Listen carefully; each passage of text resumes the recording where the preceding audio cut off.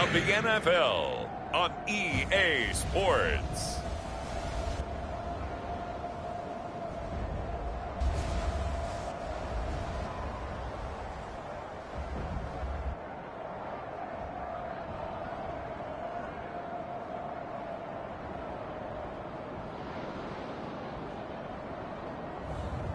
It's the Denver Broncos taking on the Seattle Seahawks.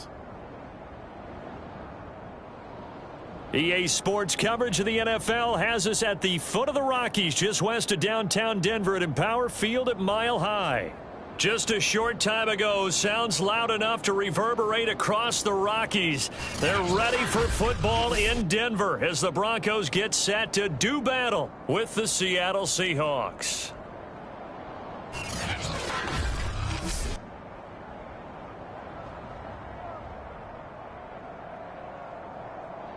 And hello again, everyone. Brandon Gaudin alongside Charles Davis. And, Charles, we look at this Bronco team. They were winners last time out, so they'll be looking, Charles, to make it 2 in a row. And what I enjoyed when I watched their game...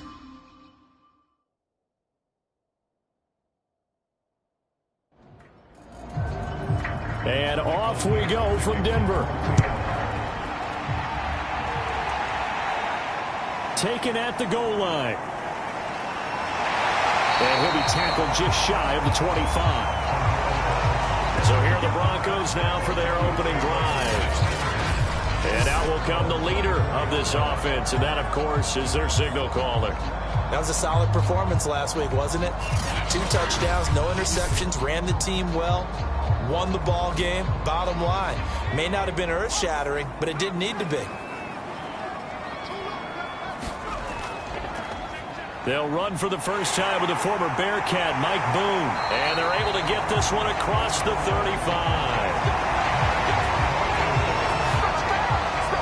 That's a very nice game there. A confidence-building run. Love the execution up front. And the way he pressed the hole, absolutely perfect.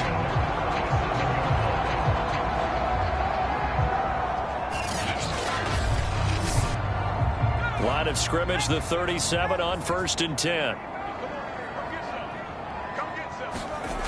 Back to throw. Throw left side complete. That's Brady. And a 5-yard gain gets him to the 42. Defensively here, you're facing a top 5 team in terms of points scored in the NFL. So when they're that high-powered, you've got to find a way to hold them under 20. Because to me, that's the magic number. 20 points scored gives yourself you give yourself your best chance to win. So if they're up around 24, 28, 30, they could be in some trouble. And I think so, because then you turn it into a shootout, and that means your offense has to keep pace. Now this one over the middle into the hands of his tight end, complete. These are his numbers from last week's contest. 6 catches, 52 yards, and a touchdown. And I get the feeling that he loves this matchup. I mean, the unit he's going against is in the bottom half of the league against the pass. He had to have circled this one on the schedule and said to him, nowhere to go here. He lost the football. And the Seahawks have recovered. Now here are the Seahawks in great shape to start their first drive. And leading them, Charles, their quarterback, their field general. And they are in rhythm on offense because of him. I mean, right now he's got everything going the way he wants to, finding the receivers the way he wants to, looking over defenses. No interceptions is the number I lock in on.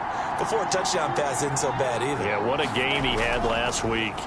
On the ground, this is Leonard Fournette, and they will only muster a yard here to the 38. The rushing numbers for Fournette from last week: 23 carries, 93 yards, and a score. And we all know he had a big workload last week, so I'm eager to see if they decide to back him off a little bit. Personally, I hand it to him 20-plus times again. When a running back's locked in like he is, I want him to keep touching the football. There's a throw over the middle. It's taken in by his tight end. So the completion results there in 9 yards. And that's going to make it 3rd down and less than a yard. They'll try and run for it with Fournette.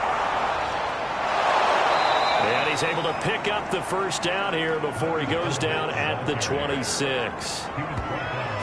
If you make the stop there, maybe you hold them to 3 on this opening drive. They didn't get the stop. Yeah, new set of downs now. Now you're worried about, just as you pointed out, not just giving up 3, possibly giving up 6. Let's see what they decide to do here, because they've got to change up what they have been doing. It hasn't been working.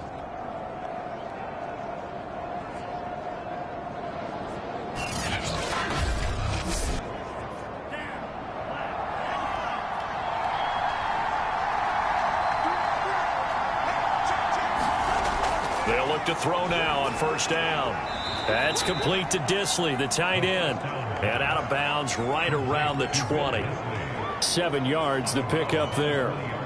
This defense for the Broncos, they were excellent last week in the win over the Chargers. Yeah, and what stood out to me on tape, the way they were flying to the football. So that tells me that they've got all their assignments down, and they're playing with extreme confidence.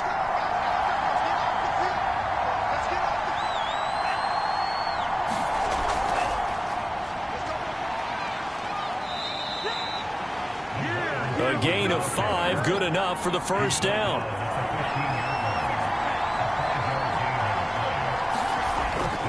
They go back to the ground now with Fournette. And he stopped immediately there. The safety, Keanu Neal, there to make the tackle.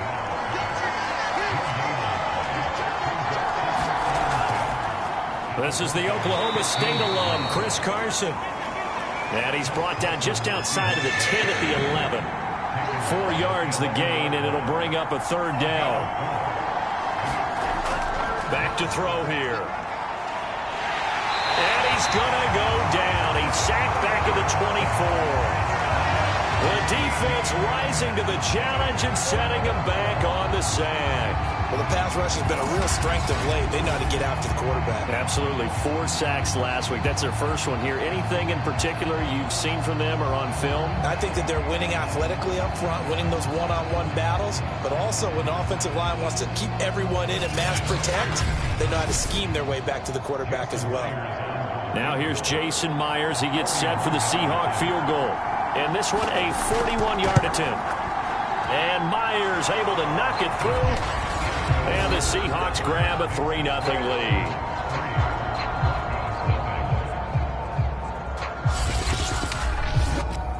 In the end, the opening drive, Charles, does yield points. Maybe not the touchdown that they wanted, though. Yeah, but bottom line, they wanted to get something out of that drive, and they did that. 3 points, they won't turn that down at all. And it's a pretty good return here as he'll get this up to the 29. So now the second drive offensively coming up for the Denver Broncos.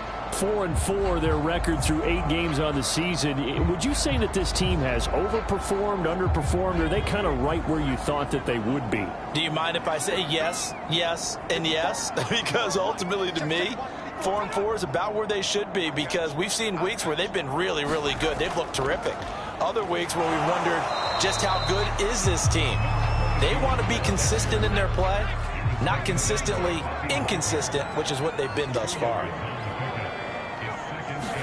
Here's 2nd and 8.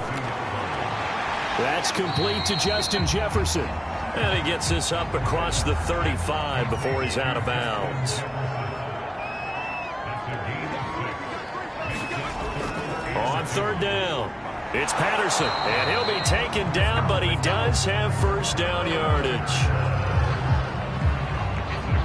3rd and 2, right? So this is a situation where low man has got to win at the line of scrimmage, but it's not just the low man winning. It's the low man who's winning with some force, and they had that to pick up the first down. Barely picking it up, but they did.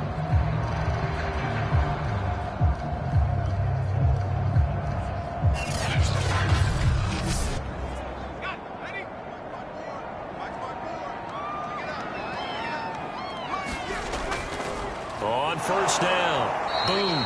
And he is met in his tracks behind the line of scrimmage. 2 yards the loss, 2nd and 12. That was well played there defensively. 2 tight ends in the formation, which essentially gave them 7 blockers up front. Hard to imagine with all that size and beef that they could let a tackler through, but that's exactly what happened. A loss resulted.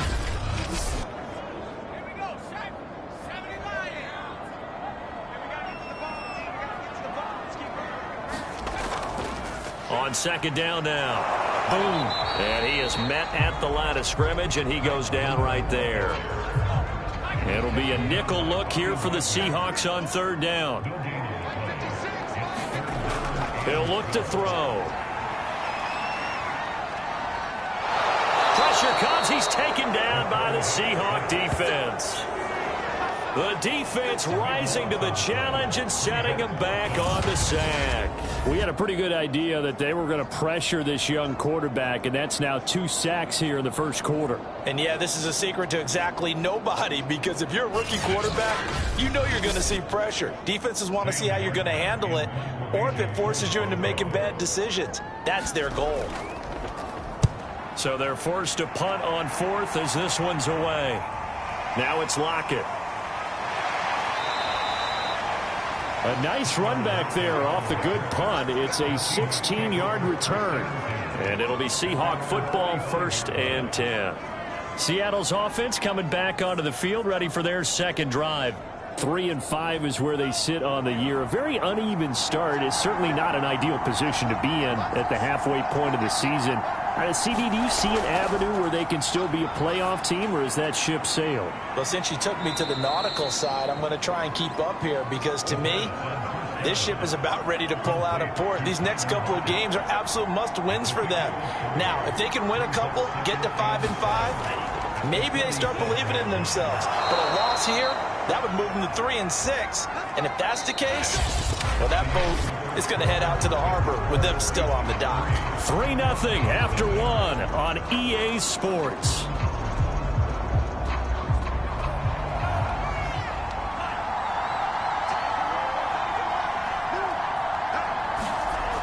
Back to throw now on 1st down.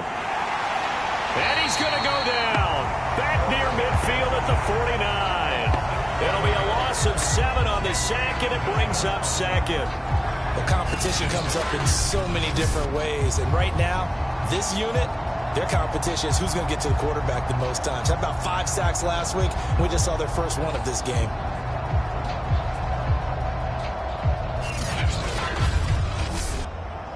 A hole to dig out of here. 2nd and 17.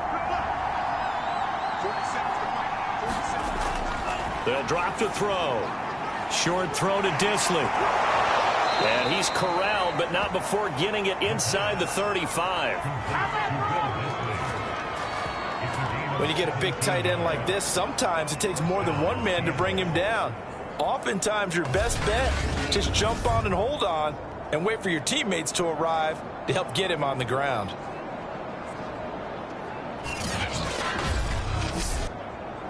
So a 1st and 10 now in Denver territory at the 34. They'll try the right side here with Fournette. And he's going to take this one down to the 25. 8 yards the tally on that 1st down run. Here's 2nd and 2. He'll look to throw. Short throw to Disley. They had to settle for 3 last drive, hoping this second go-around ends in 6. In good position, 1st and 10. His throw incomplete. 2nd and 10.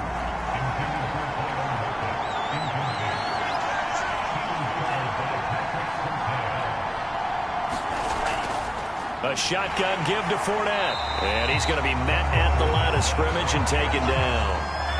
Here comes the 8th play of the drive, and they need a full 10 yards on 3rd down. They'll look to throw here. Looking end zone, but it's incomplete. Good work by that Bronco defense, and it leads to a 4th down. I may be an analyst, but I'm also a fan. I love it when people take the big shots downfield, but he was under a lot of duress, and I think that forced the incompletion downfield. Didn't have a real good chance to find his target.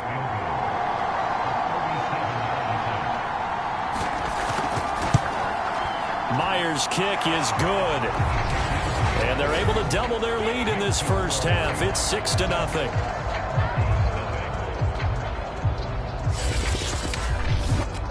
So scores on their first 2 possessions, but 6-0, so field goals probably not what they were hoping for. Man, you're exactly right about that. Not what they were hoping for, but they should be happy that they have points on the board. It almost feels like that old slow and steady wins the race, doesn't it? In this case, though, they want to be slow and steady now, but get explosive later and put the points up on the board. Denver's offense now set to go. Now they have the game here followed by the open date on their calendar next weekend. And Charles, this is a crew that you have to think really is relishing the opportunity to be on the couch for a few days. Yeah, they certainly are, but let's face it, partner. They can't get caught looking ahead to that couch time while they're playing this one. They've got to take care of business first. So here's a 1st and 10 at the 38. They'll set up to throw. He's got his big tight end, Fant. And he'll be out of bounds after getting this one across the 40. Now, after the completion, we're going to get a timeout, an injured player. We'll step aside and get a report when we come back to Denver.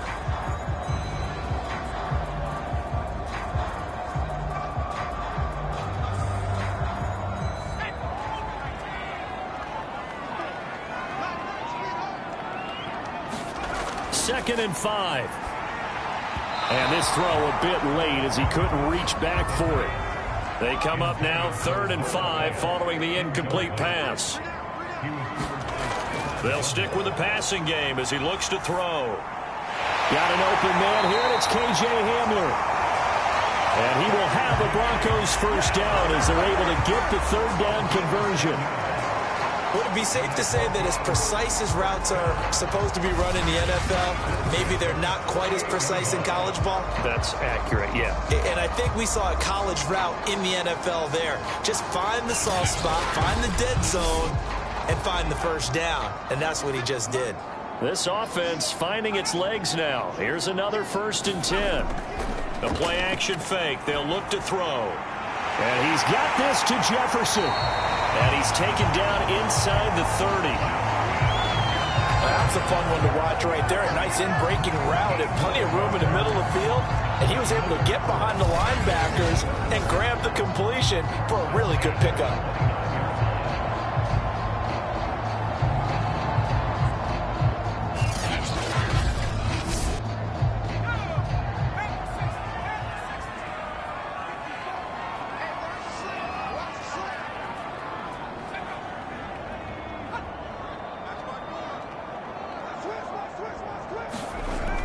They'll run on 1st down. Patterson. And the result here, a pickup of 8. Leaves him with 2 to go on 2nd down. 8 yards the gain on that last run. Here's 2nd and a couple. They're going to look to throw. Throw left side, taken in by Jefferson. Broncos with their first trip to the red zone thus far. It's 1st and 10 at the 14. They'll look to throw. This is the tight end, Fant. 3 yards the gain there, 2nd down. Not a big window to throw. Coverage wasn't too bad there. Yeah, they had him under wraps pretty well, but somehow able to muscle his way open and catch the ball. Here's a 2nd and 7. And he fires one incomplete. An 8-play drive to this point. So here's play number 9 on 3rd and 7. Again, he'll drop to throw. And this pass broken up. And the contact well timed there. And now 4th down. The kick by McManus is good. And they are on the board, trailing now 6-3.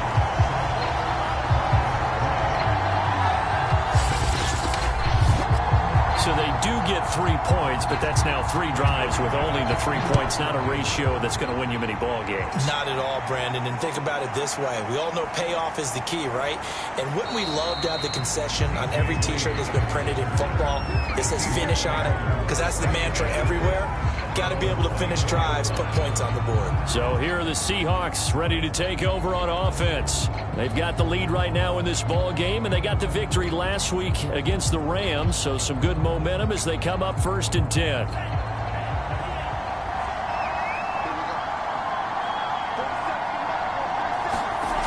They'll come out throwing here to start the drive. All right, rifles one, and that's going to be intercepted.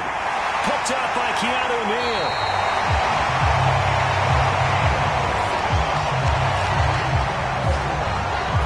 So this is something we didn't see at all from this offense in the victory last week. That's a turnover. They didn't have any, but giving the ball away here in the opening quarter. I love the surprise in your voice because it's exactly what you stated. Didn't see it last week, but it's a key to their win.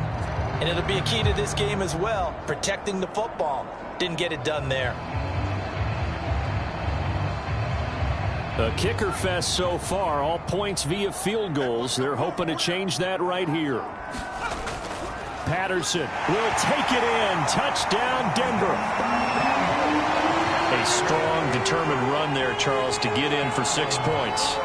This is why it's such a team game, isn't it? And I know that sounds really generic and it sounds almost trite, but the blocks were made up front, offensive line, collective victory at the line of scrimmage and downfield. And how about the finish to the run all the way into the end zone?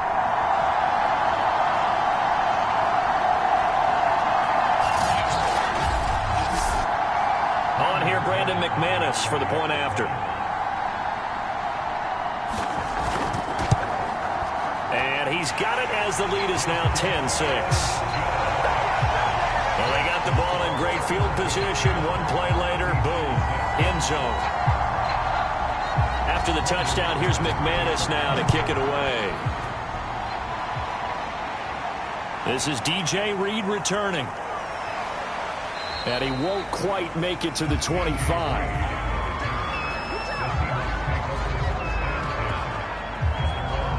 Now here's the signal caller getting ready to lead this offense again. He's got to dig deep here, doesn't he? Team's losing. He's not playing well either.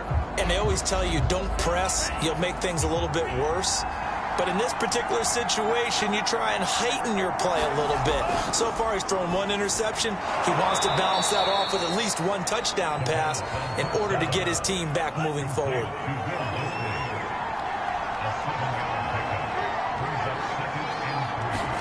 Second and 3. And he's going to hook up with his big tight end. Complete. Ball up to the 35 now as they come up on 1st and 10. And we've hit the 2-minute mark in this first half of action. Coming up at halftime, I'll go from one personality, that's you, Charles Davis, to another one in Orlando, the coach. He'll have stats and scores from around the NFL. You and Jonathan Coachman both larger than life. No doubt about it. But you're stuck with me in this booth, yes, and he's miles away and smiling. And happy. That's now 4 completions in a row. A good bounce back following the interception last drive. Certainly not letting it. And the Broncos get there and take him down. Sacks, a growing theme in this first half. This is 2nd and long. Now a man open down the middle of the field. Now the Seahawks going to use the first of their timeouts as they'll stop it with just over a minute to go before halftime.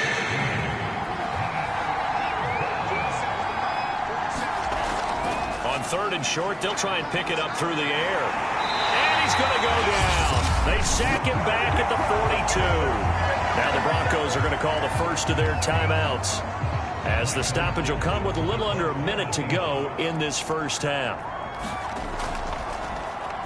And here's Dixon to punt now as he gets this one away. And this one hits at the 1, continues on into the end zone for a touchback. The Broncos going to go on offense now late in this first half.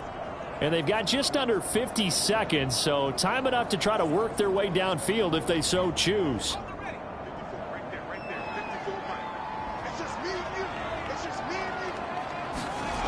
They'll try and start this drive in the air. And now this is intercepted. My goodness. Picked off by Quandre Diggs. And he will take this one home. It's a touchdown. Charles, I'm looking at you, and understandably, your mouth is wide open in disbelief. What were they thinking? That's going to be one of the great mysteries, but I do know this. When they went out on offense, I will guarantee they told them, don't just make anticipatory throws. Make sure you see it before you throw it. Didn't happen here. Trying to protect that lead, and now they gave it up. Jason Myers now for the extra point.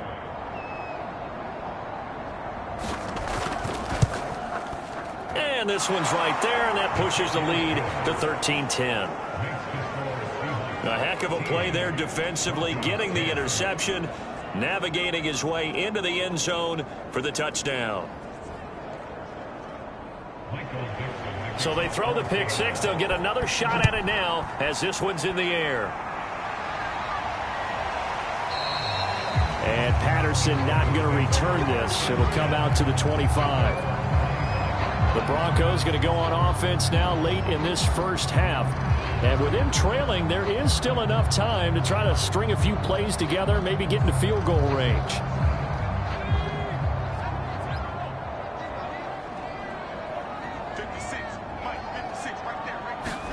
After the pick six, they go right back to the air. Open man Hamler, that's complete. And he gets this up to the 34 out of bounds there. Give him 9 there on the first down completion.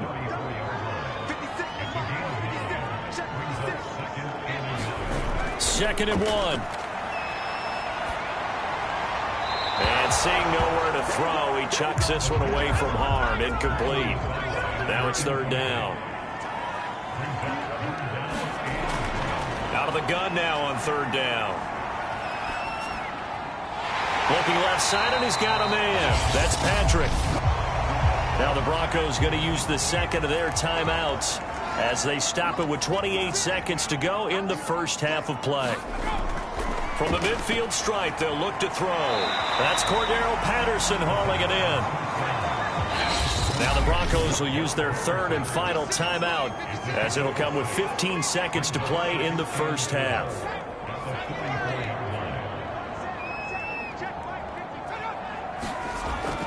They'll look to throw again. Got a man. It's Patterson, complete. And he'll go down here at the 35-yard line. Now with 5 seconds left, not really enough time to run another play and then stop it. So on comes the field goal unit. So we've come upon halftime with the visiting Seahawks. They're out in front. As now we send you out to Orlando and hook back up with Jonathan Coachman for our EA Sports Halftime Report. Okay, all right, Brandon. Thank you very much. Hi again, everyone. Let's get you caught up with what's going on around the NFL as we are officially into the second half of the season.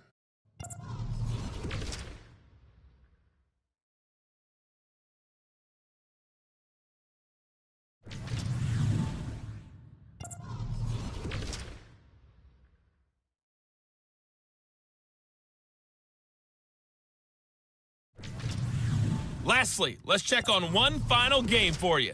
And you can see they are scoreless as they play the second quarter. Meanwhile, in our game, it's been a back-and-forth first half. Who can put it together in the second half? For the answer, we turn it back over to our broadcast team of Brandon Godden and Charles Davis. All right, Coach, thanks. Yeah, both teams likely to make some changes in what's been a closely fought battle to this point. And this will not be returned, so the second half begins with a touchback. Here again comes the captain of this offense leading his crew back out there now. And he has not really been able to have a lot of comfort back there in the pocket. Pressure's been coming at him a lot, hasn't it? And they've got to figure out how to tamp down that pressure. How do they decrease it? Is it getting rid of the football quicker? You know, shorter drops? Maybe they do something different with their pass blocking and their protection schemes. Maybe you meet them on the line of scrimmage instead of retreating to try and protect your quarterback. They've got to figure something out, though, because you cannot let your guy get hit that much, not if you intend to win. I know they'd like to erase that video and those 4 sacks that they've seen so far. Fournette once more on second down. Only a couple there as he'll be brought down about the 28. In the first half, he was held in check on the ground, but despite that lack of production, they still have the lead. And they've got to feel fortunate about that. If they could actually get production from their lead horse, that would help open up this offense and widen this margin, too. On third down, he'll drop to throw. That one to Swain, complete. And he is going to have a Seahawks first down as they're able to get the third down conversion. Whenever we talk about moving the sticks and controlling the football, There's a great example right there. Those are the third downs you need to convert to win football games. We're in the third quarter of this one, and this is a tight one. In order to maintain pace, keep the ball away from the other team, and put points on the board, those are the plays they need to continue to convert. So from the 39 now, they'll come up on a 1st and 10. Now back to throw. And that's complete to Swain. And they bring him to the ground just shy of midfield. 2 first downs have him up near midfield now on 1st and 10. Fournette running out of the gun. Takes to midfield, but no further. Just a yard there. Now it looks like we've got a Bronco that's banged up on the play.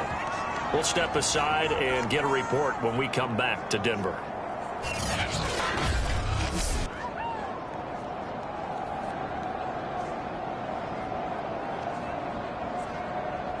Still 9 remaining on 2nd down. They'll set up a throw. He'll be brought down by the Broncos. It's a sack. Draymond Jones able to get in there for his 2nd sack of the afternoon. That's the 2nd sack of the game. The best defensive ends, they do their homework as much as offensive guys do. They know how to beat the offensive lineman across from them, what moves they need to do to set them up. This guy's been pretty good at it all game long.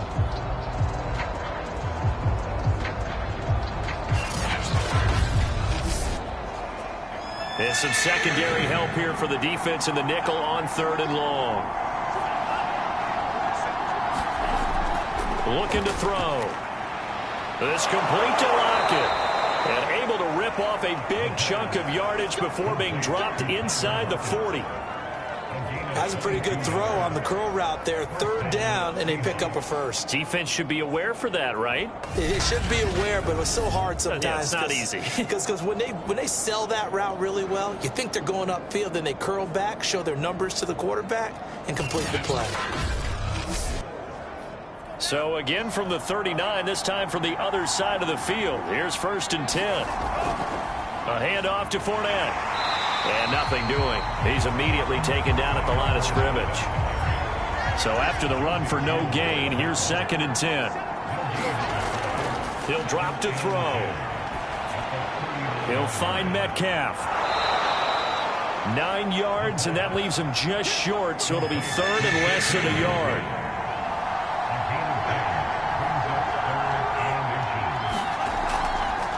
They'll try and pick it up by running the option to the right. And he gets the 1st down here as he's taken down at the 24. Looks to me like maybe there's a little attrition setting in with this drive, because when you see that type of a run, I get the feeling the defense gets a little bit tired. And that's the last thing they need, especially when they look up at the scoreboard.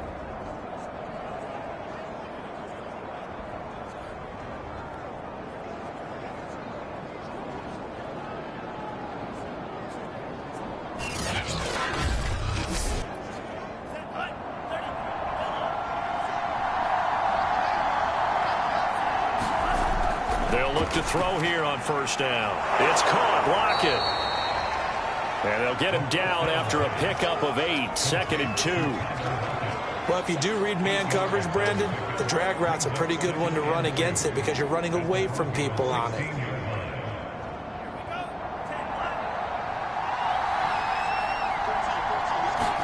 Second and 2. And this throw incomplete. And the defender all over him that time, but it's going to lead to 3rd down.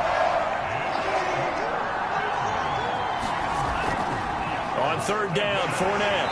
And he will have the 1st down before he's tackled at the 12.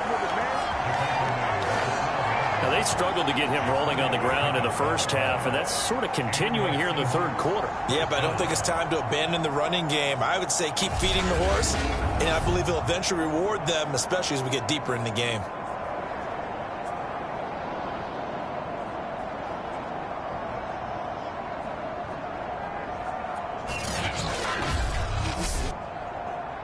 From down at the 12, it's 1st and 10.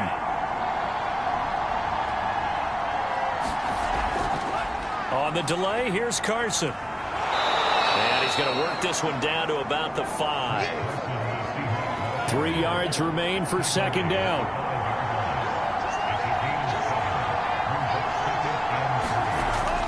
Back to throw. Toward the end zone, but that's going to wind up incomplete. Down near the goal line, things really get physical. You're always anticipating a running play, but when they do throw it, things happen quickly. A little bit of a bang-bang play there that falls incomplete.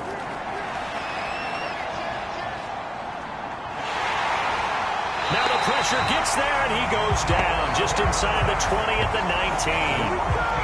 The defense rising to the challenge and setting him back on the sack. Well, collectively as a defense, Charles, I think if you get 4 sacks a game, you're feeling really good. Now they have 6 as a unit. And that type of a number, it's just staggering because there's so many ways to try and counteract it. But in this case, they've got no answers for this unrelenting pressure coming at their quarterback.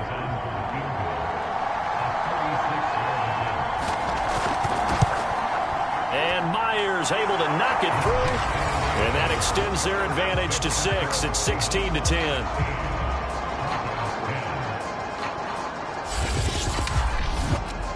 Well, looking at it from a defensive perspective, that keeps the deficit very, very manageable. You know, all things considered, not a bad job on the defensive side. I would say that you've pointed out something pretty good right there, and that is you actually have both sides happy with that exchange. You know, happy in quotes, of course. One team, hey, we've kept it within range. The other side saying, hey, we put points on the board and did stretch out the lead. Let's see how this one turns out. Yeah, still bottom line, though, 3 points for the opening drive of the third quarter. So now a look at the Broncos as they head back out there for their first possession of the second half. And their deficit a little wider now than it was at halftime following the field goal a moment ago. But the goal is still the same because you know they want to come out, establish a rhythm. Rush coming, and he's taken down. A loss of 4 that time on the sack, and it brings up second. And no matter what the situation, the O-line just hates that because they feel like they didn't protect little brother back there, right? Man, that's just so difficult for them because just think about every single play. When you decide to throw the football, you're dealing with some of the best athletes on the planet. You talk about guys, if they weren't playing football, they'd be starring in the NBA at power forward. It's a really difficult task. The throw over the middle taken in. Stopped at the 24-yard line after a gain of 5.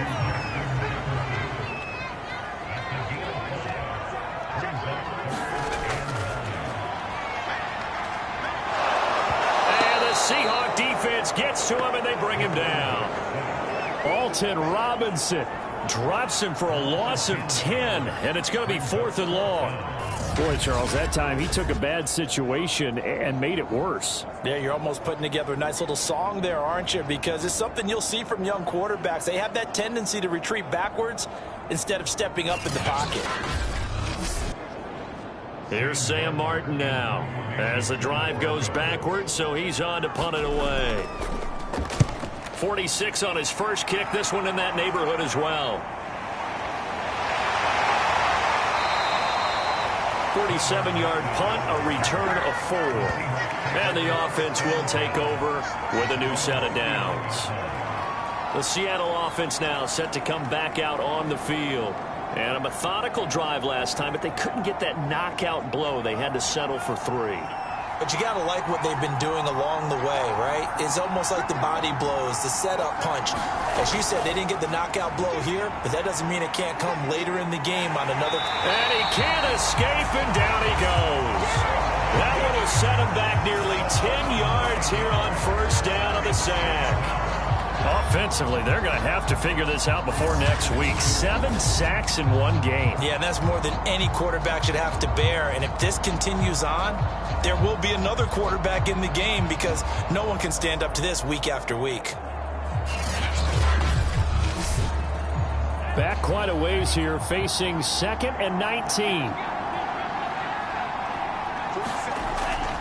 Now a shotgun snap as they'll look to throw. And that'll fall incomplete. He was hit just as he let that go. And now it's 3rd down. Now on 3rd and long, they'll look to throw. And this pass broken up.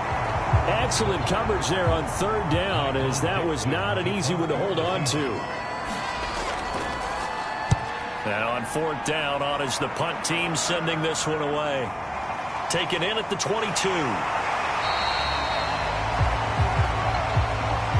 Before they can get the punt away, whistles as we've come to the end of the 3rd quarter of action. We'll return with more after this. This is the NFL, and it's on EA Sports. Denver offense at the line, ready to go. Their defense accomplished step 1 of the mission. They forced the punt. Now they'll look to erase that deficit and take a 4th quarter lead.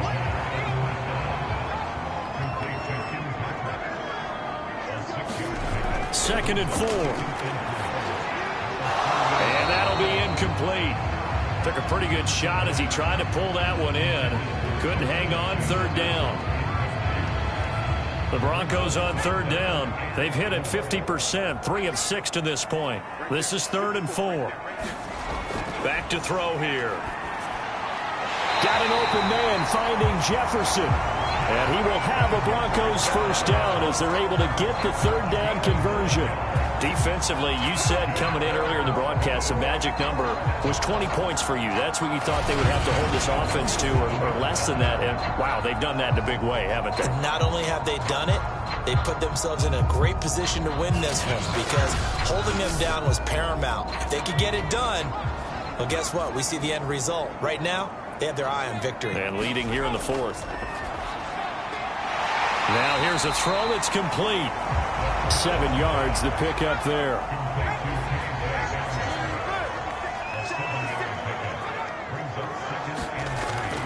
Back to throw again. That's complete to his running back, Jefferson.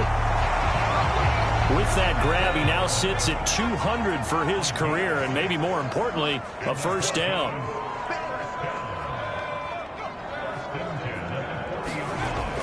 He'll look to throw. And this one right back into the hands of Jefferson. Give him 9 there on the 1st down completion. Tell you what, he's been able to put the ball in some tight spots all game long. That throw, no different. Yeah, a lot of people would call it a gutsy type of a throw. I think he looks at it as, I can do it, so it's not that big of a deal to me, and I'm going to keep firing. They'll drop to throw. Throw out right, taken in by Patterson. And they'll be inside the 25 now at the 24.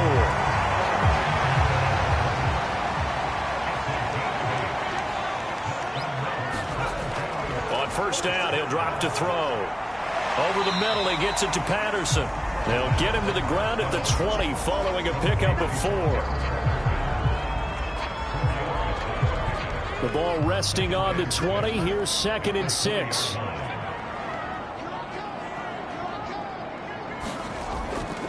They'll go with Boone. And brought down, but not before they get it inside the 10 to the 7. I think they like this drive a little bit better there, partner. Running game helping out, picking up some of the slack. Because remember, the last drive, they went 3 and out.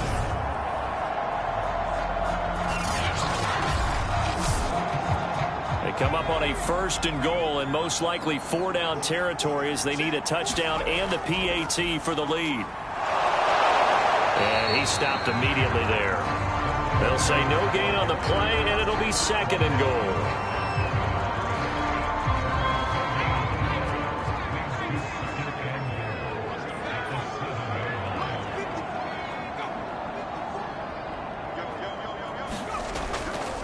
On the carry, it's Boone.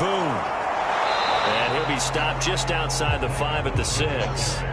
A lot of tired bodies on that field, but this is a big play, 3rd and goal. He'll look to throw. And this is going to be intercepted. Picked off by Jamal Adams. And the Seahawks are going to get the football here as the ball will come out to the 20. The rookie was trying to push it downfield, but the safety bit him. And he'll learn that you have to hold the safety. And you do that with your head movement, your eyes, sometimes your shoulders. Hold the safety so that you can get back to the throw that you really want to make. He got so excited thinking his guy was open that he made it easy for the defensive back to go get the football.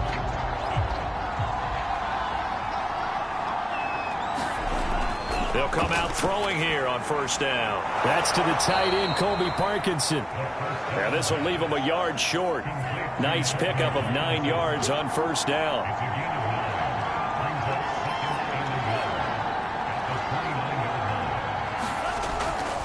They'll look to throw here. They'll get that complete to Parkinson. Well, that should be a reminder defensively, and I think it's a reminder to myself because you just can't sell out to stop the run. There's still enough time that this offense can move the football through the air, even on first and second downs, and they obviously picked the right spot to throw the ball there. Now a throw here, hauled in. And this will be stopped at the 44. That one good for 7 yards. Clock continuing to run. They'll probably wind this all the way before snapping it on second down. They'll try and run some clock here as they keep it on the ground. And he's able to take it across midfield before going out of bounds. Well, partner, I know this type of running back. I mean, this size, this intensity usually gets better as the game goes on. I just tell you from experience, the first few quarters, oh, you're eager. You come running up there. I'm going to tackle this guy. By the fourth quarter, you're coming up and thinking about it. And D-line wearing down fourth quarter. Yeah, that's not a guy they want to see consistently. Now on first down, he'll drop to throw it. That's complete to Disley, the tight end. Let's just break this down and make it pretty simple. Key to the drag route, letting the play develop, finding the hole in the defense, and giving your athlete, yes, athlete, a chance to make something happen once he has the ball in his hands. On second down, here's Fournette. And here he'll be brought down a little shy of the 35 at the 36. And now right out of the 2-minute break, we'll get a timeout used defensively with 1:56 to go. And not totally home free yet, but it's looking good as they come up 1st and 10. Now Leonard Fournette. And whistles, and we're going to have another stoppage of play as they call the timeout on defense with 1:53 left. The run got 4. Now they deal with a 2nd and 6.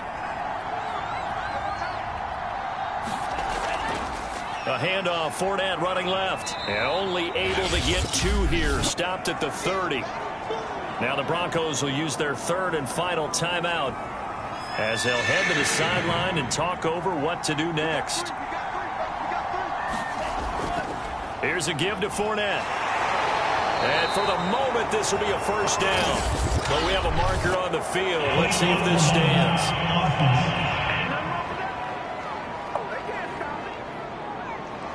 So this will be accepted as it moves the offense backwards.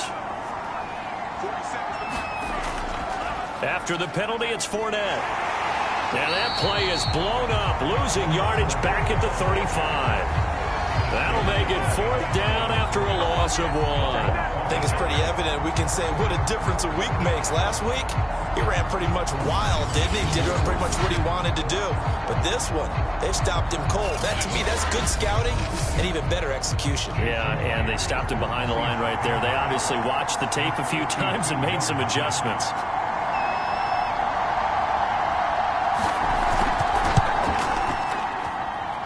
And that is no good. Oh, he missed it just wide of the upright, and this score will stay right where it is.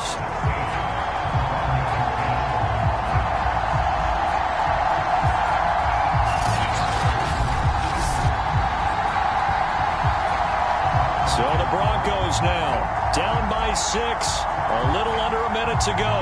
And the missed field goal gives them new life as they come up in a 1-score game on 1st and 10.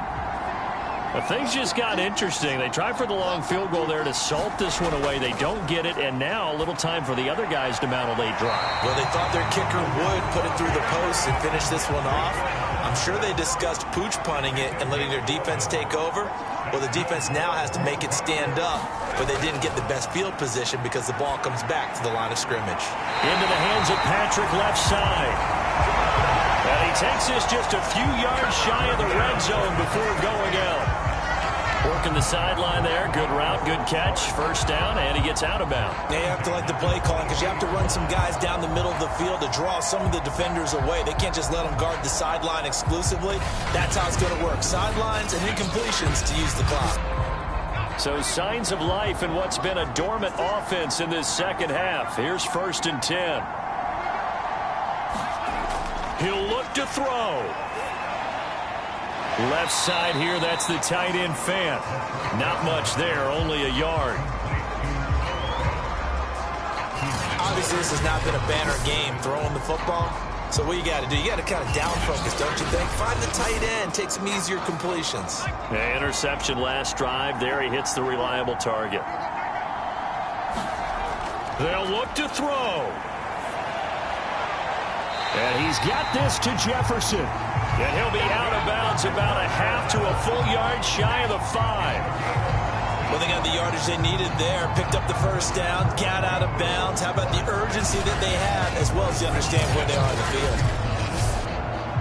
They come up on a 1st and goal, and most likely 4-down territory as they need a touchdown and the PAT for the lead. And he'll take this into the end zone. Now, hold on here. We do have a flag down. So let's see what this is about.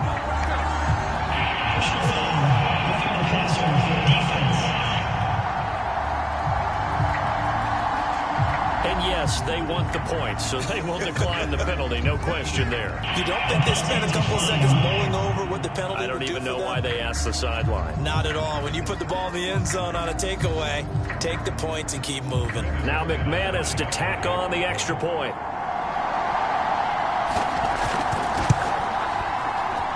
It's up and good, and they take the lead by a point, 17-16. 5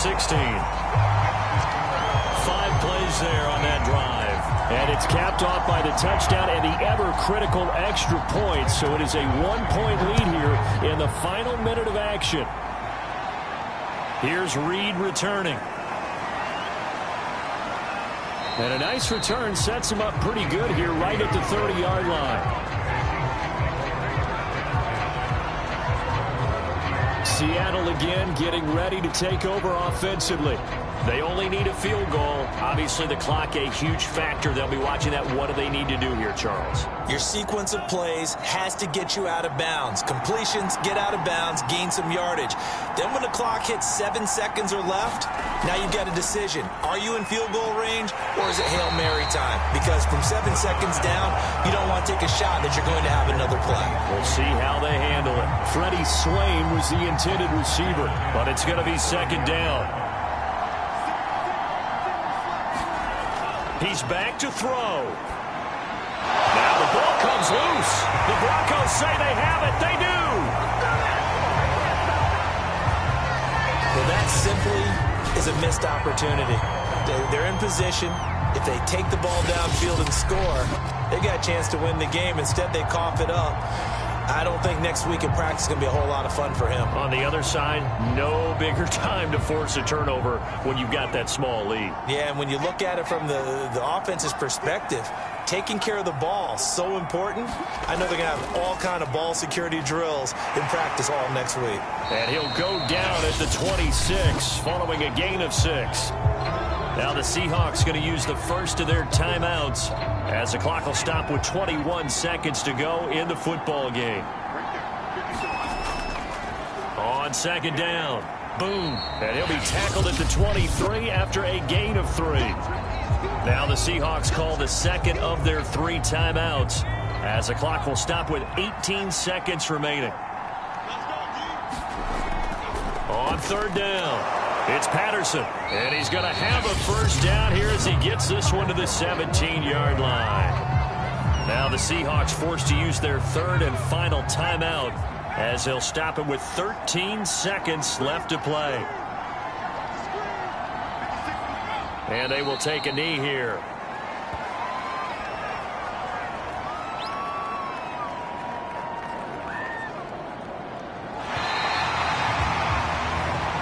So this one will wind up a Denver victory, and they were really helped by their defense forcing 3 turnovers. I think what we saw in this one, today's defense. And what I mean by that is in the old days, Pitching shutouts was big time. That was paramount. But the big thing was holding people down, holding down their yardage, right? Don't let them throw the ball through the air and gain a lot of... But now, it's about taking the ball away. Taking away possessions, getting the ball back for their offense. They had 3 takeaways in this one, and it led them to victory. So for the Broncos, the win gets them back over 500 at 5-4 on the year. And they'll be able to enjoy this one through the bye week before they get back at it again. Meanwhile, for Seattle, their season is on life support somewhat now at 3-6. And they'll try to rebound next week as they head to Glendale to take on the Cardinals. Thanks for tuning in, everybody. Alongside Charles Davis, we thank our entire crew. I'm Brandon Gaudin. This is the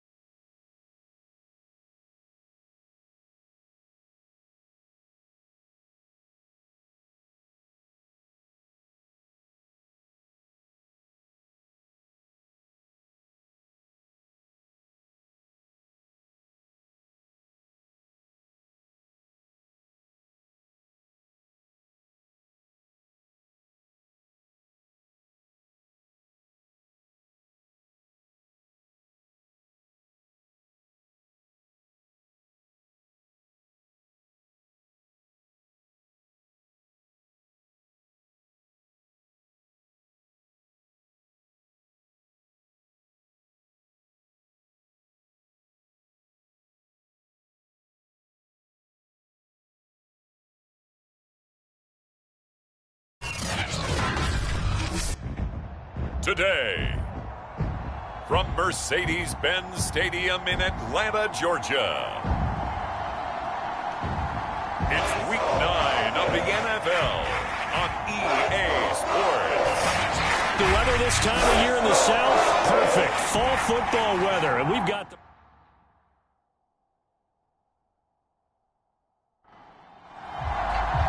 the first 2 months of the regular season down. What will the final 2 bring us as we're off in Week 9?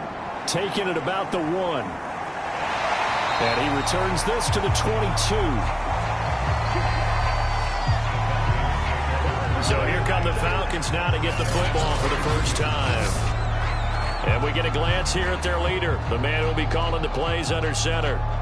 What I enjoyed this week is that you asked to talk to his offensive center before the game and find out a little bit more about him and what the relationship is. And that was a pretty positive story, wasn't it? Yeah, and really what I took away from that is just how it has permeated throughout the entire offensive line, the relationship they've had. It's really a group that's in sync. They care about him. That's the thing. They really care. And when you care that much, you're going to play that much harder for him and give him a better chance to lead the team to wins. I tell you what, CD, this Washington defense, very strong in the victory last week. It was a little bit enlightening talking with the defensive coordinator about their performance last week because the feeling was that it was a good, solid performance. They did what they needed to do to get the job done and get the win, but definitely a few lapses that they're looking to correct.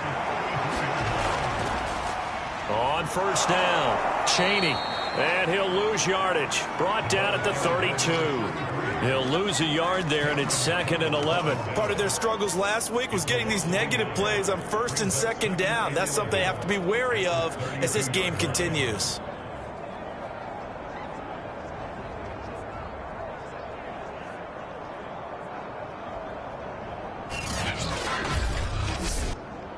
Looking at a 2nd and 11 now after the loss. They'll set up to throw. That's complete to Slayton. That catch good for 5. It's 3rd down.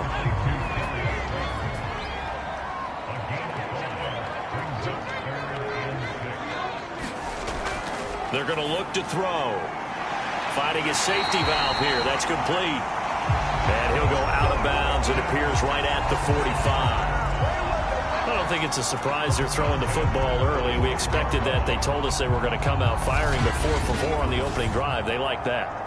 They don't just like it, they love it, because now everyone gets locked in. Your confidence jumps up. Everyone's easy about what they're doing out there. And by the way, they're looking at the sideline thinking to themselves and expressing, let's keep throwing it. We're doing pretty well. Back to throw now on first down. And this throw will be intercepted. Picked by Kendall Fuller. And he will bring this one back. It is a pick 6 for a Washington touchdown. It goes without saying, but I'm going to say it anyway. That's a ball he would like to have back, and it lands right in the lap of the defender. From there, he doesn't have very far to go before he gets to the end zone, and he got there in a hurry.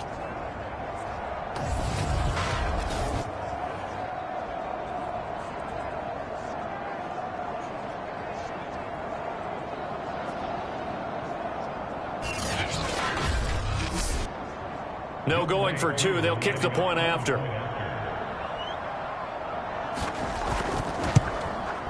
It's good, and Washington will take a 7-0 lead. So the defense creating some points, not only getting the interception, but then returning it to the end zone for the pick 6.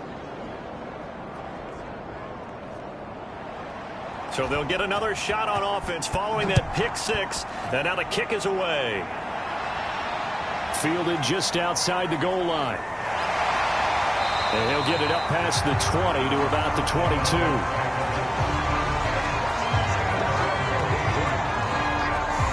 Here comes the field general leading his offense back out there for the next possession.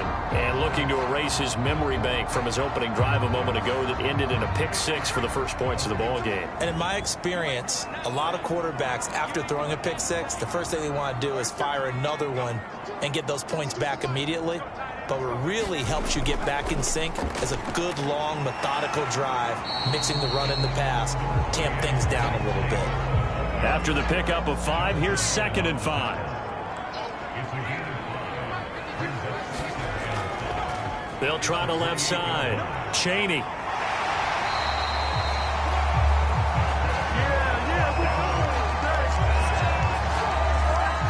Now, look, that wasn't a huge gain, but those are the types of carries I think they were missing in their loss last week. They couldn't get him going on the ground. Did you get the same feeling I did during our meetings, that they kind of regretted that he didn't touch the ball? Absolutely. You know, hey, he should have touched it more last week.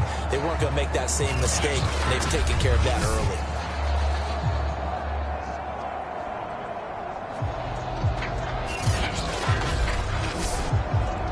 So from the 36 now, 1st and 10.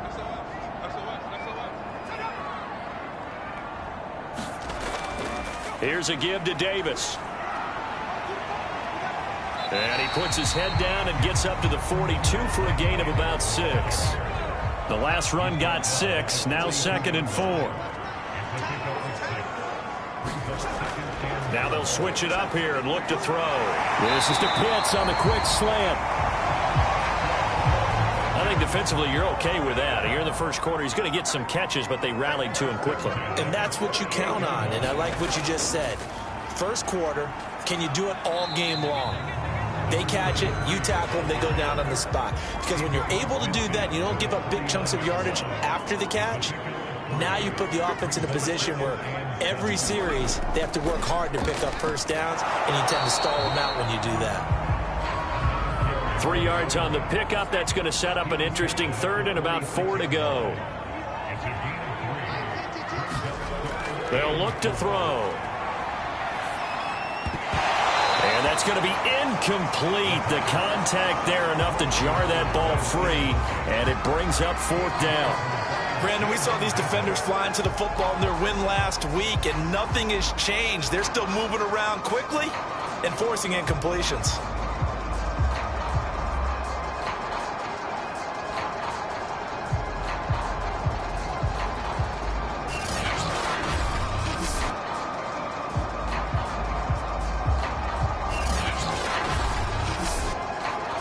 So look at this. Here's the field goal unit coming out. And he is going to need to bomb this one. This was the old NFL record distance for decades, a 63-yard attempt. And he put enough leg into it, but it's well off to the right and no good. And this score will stay right where it is.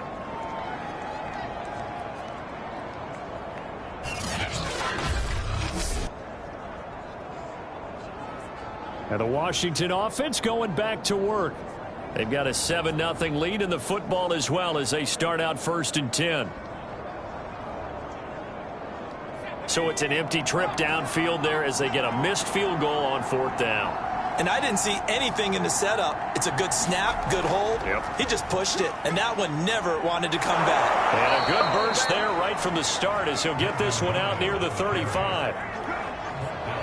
That's pretty much meat and potatoes right there, wasn't it? Just go right at him and let your big horse charge up the middle. Not too fancy there, was it? Nothing fancy at all, challenging that defense. And on that go-around, the offense won the challenge.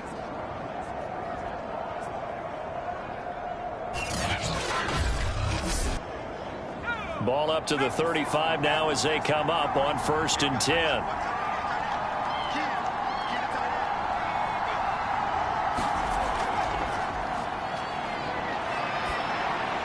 And that's complete. It's Sims. The completion, but they go in the wrong direction. A loss of yards, and now they're dealing with a 2nd and long.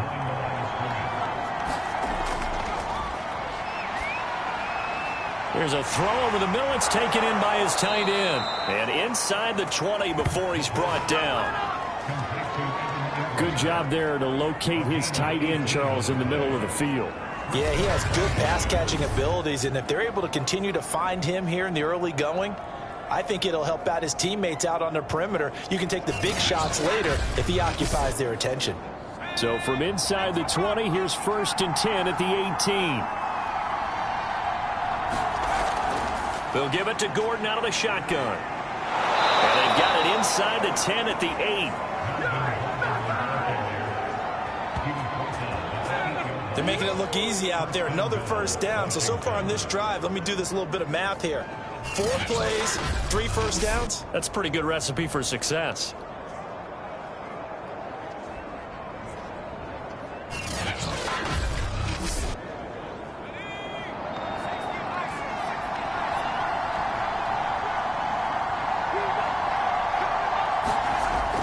They'll try and run for it on 1st and goal. And he is into the end zone for a Washington touchdown.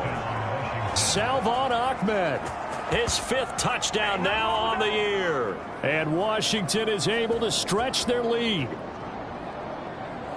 Early on, they have all facets of the game working in tandem. Yeah, you give the defensive touchdown early to give you the first score, and then your offense piggybacks on top of that and gets their own. And any coach we've ever talked to, and we've had that conversation with them prior to the game, they always say, you know, if we can score on defense. And now, of course, all scoring plays are reviewed, and I think they're going to take an extra long look at this one. Is this a touchdown? That's the question. CD, what are they looking for here? You just need any part of the football to break the plane. You don't need the whole football. It doesn't need to go over the entire white line. It's just that front part of the white line. And if you draw an imaginary plane going straight up, that's what they need to cross.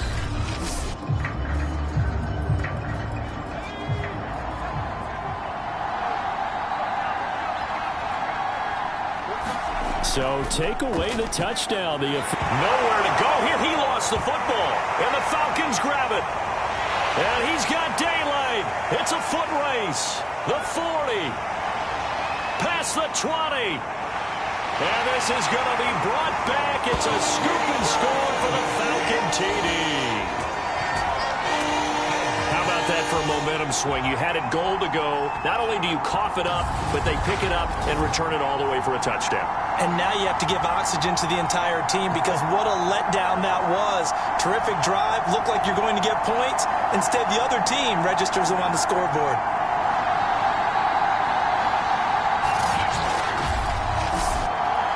Now for the point after.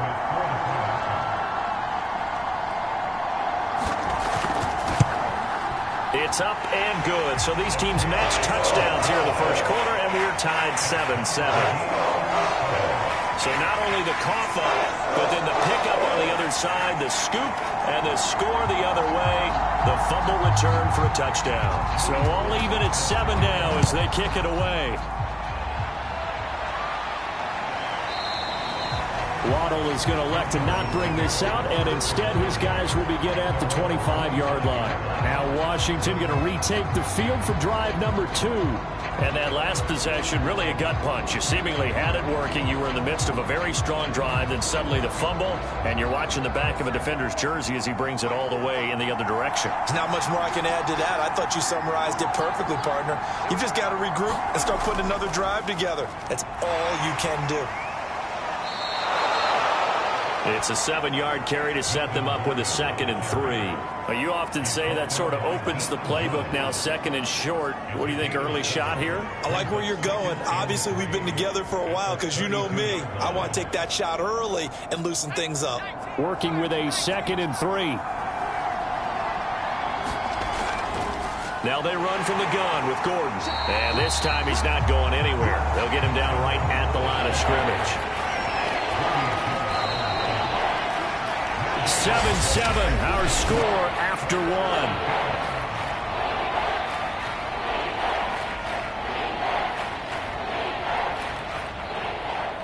Five men in the secondary now for the Falcons on 3rd down.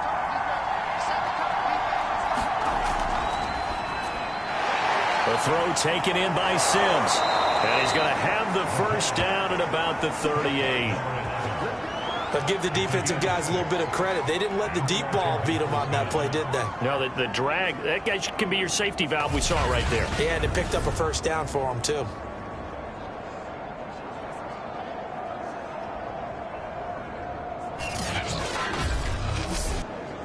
So here's a 1st and 10 at the 38.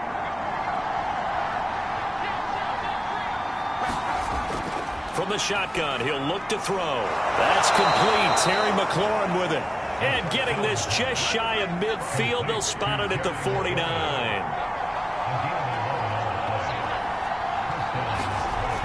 Now a play fake here on first down. And yet again, it's McLaurin. And they'll get him down as he's inside the 40. From Falcon territory now, here's 1st and 10 at the 39-yard line. Again, he'll drop to throw. And the Falcons get there. The Falcons get the sack. Down he goes. The defense rising to the challenge and setting him back on the sack. Well, here's where having mobility sometimes can work against you as a quarterback. He thinks he can retreat and outrun the pressure. But that time, they zeroed in on him and took him down for a big loss, partner. A really big loss. 2 minutes gone by, second quarter. They'll set up a throw. Pass incomplete, but the flag in the backfield, and this might be a roughing call.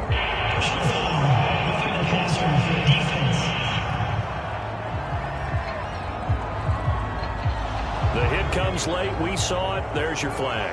And we know that there's a guideline, right? Ball's gone. You get one step. If you're within one step of the quarterback, you can hit him as long as it's still done legally. But anything outside of that, looks like an extra step was involved. Good position to be in here, 2nd and inches. Now a handoff. This is Gordon. And he'll be a couple yards shy of the red zone here at the 22-yard line.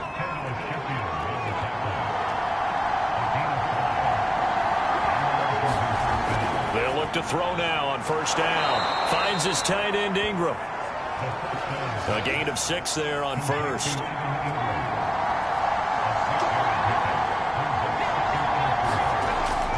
Looking to throw.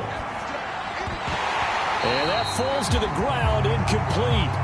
A nice job of bodying him up defensively, and now it brings up 3rd down. Out of the gun now on 3rd down. And this is going to be incomplete. Now on comes the Washington field goal unit. From the right hash, this from 33. And his kick here is good. And they take the lead here now at 10-7.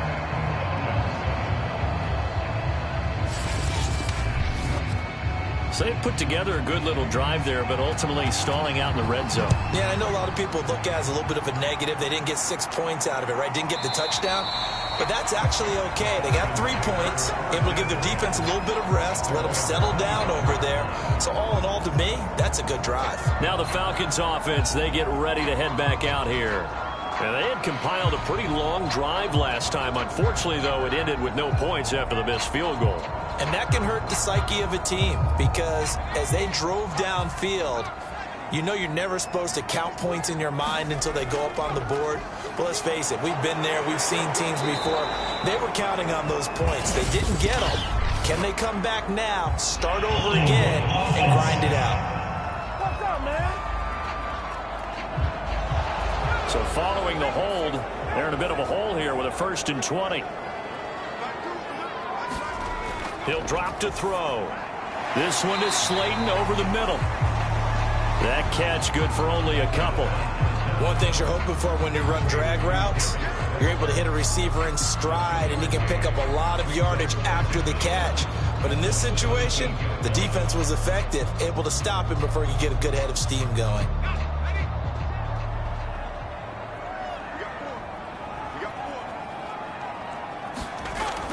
On 2nd down now, Chaney. And not a whole lot to speak of there as they'll bring him down shy of the 20. They get 2 yards back, but they're going to need a lot more than that here on 3rd down. Back to throw. Staying on his feet. But now he's swallowed up and taken down. Chase Young gets in there to drop him for a loss of 13 yards, and it's also 4th down now. Got to give him points for the attempt, but there's just a wave of pressure there. A host of people in the area. Evades a few, but couldn't evade all of them.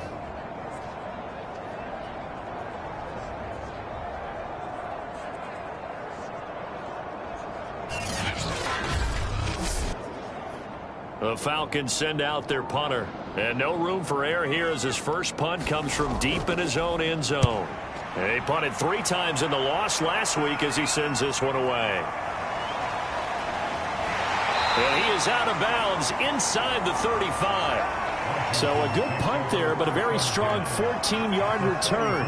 And Washington will have a short field here as they take over 1st and 10. The Washington offense set to take over again. And they split the uprights last time for 3. They've got the lead. They're not going to play this conservative. They're not hoping for another field goal. They're hoping for a touchdown. I'm with you on that one. I like where your head is. I like the way you're thinking because you're exactly right. Trying to sit on a lead and play that way, that doesn't work too well for most teams. Run your offense. Run what you do best. Exactly. Put it all the way down and try to increase your lead in a big way. And the best way to do it, touchdowns. The chance of wasting this great starting field position, a real threat. This is 3rd and long. Pressure brought in, and the Falcons get there for the sack. John Kaminsky coming in to drop him for a loss of 8, and it also brings up 4th. 3rd and long, you knew that he was going to throw it. He just couldn't find anybody to throw it to. Yeah, and it shouldn't have been a surprise, but that was perfect execution of their nickel defense. That 5th defensive back, the extra defender, he really tightened up things downfield in coverage, and they were able to get to him in the pocket. So on 4th down, Washington going to call on Tress Way to punt it away. And this one will not be returnable as it sails out of bounds. Out comes Calvin Ridley and the offense for their next drive. You better believe that he's well aware he has 0 catches right now, and they're losing, so he's probably a little hungry. And you know the guys on defense are aware as well, and they're really excited that he has no catches, but they're also worried because a lot of times that's like the ticking time bomb. The longer you hold him down, when he finally explodes, look out. Yeah, no catches, though, so far in this game. Just a yard on the 1st down carry, so it's 2nd and 9. But not much on that run, Charles. No, that's exactly the way to execute a run blitz there. They guessed correctly that they would move the ball on the ground, honed in on it, and stopped them. Mark that down for a win in the defense's column. The run only got a yard. Here's 2nd and 9. Now back to throw. Firing quickly here, and that's complete. And they're able to get this one across the 35. So from the 36 now, 1st and 10.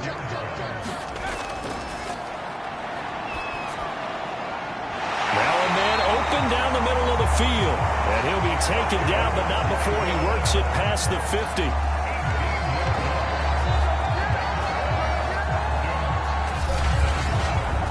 Two minutes remaining in the 1st half. 10-7, our score.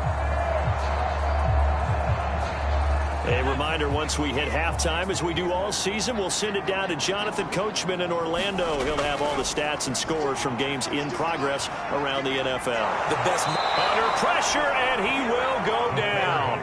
Sacked back at the 46. Man open, that's Calvin Ridley. And able to break one tackle, but then quickly brought down. But a nice little gain. On 3rd down, he'll drop to throw. Throwing for his running back, and he's got him complete.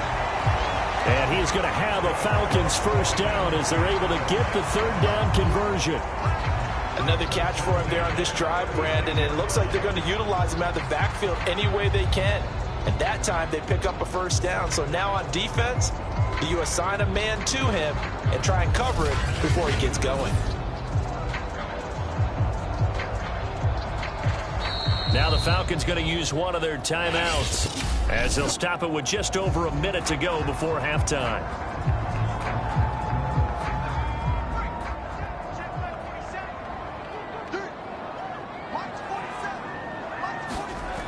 They'll look to throw here on 1st down. That's caught left side to tight end Pitts. And they'll have it in the red zone before he crosses over out of bounds.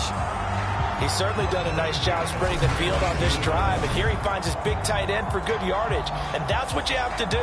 Keep defenses guessing about where you're going to go with the football. So here's a 1st and 10 now, down inside the 20. From the red zone now, they'll look to throw. And it's caught. Touchdown, Falcons. Calvin Ridley, his 5th touchdown now on the year. And the Falcons have retaken the lead. That pass also evens the ledger for the rookie quarterback. Had the interception earlier, and now he gets the touchdown throw. The ideal touchdown-interception ratio is, 3-1 for the best quarterbacks? But he's a rookie. Just getting back to even is a big deal. Increases the confidence his teammates have in him as he tries to become their leader.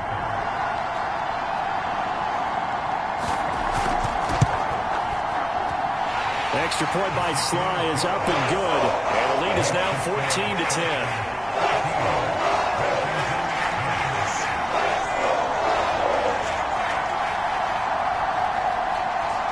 Joey Sly now to kick off after the touchdown. Taken in at the 3. And a penalty marker's down on the field. And they might be backing up a bit here to start the drive.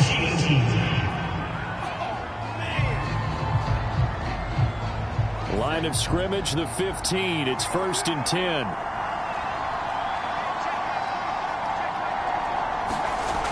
Back to throw here.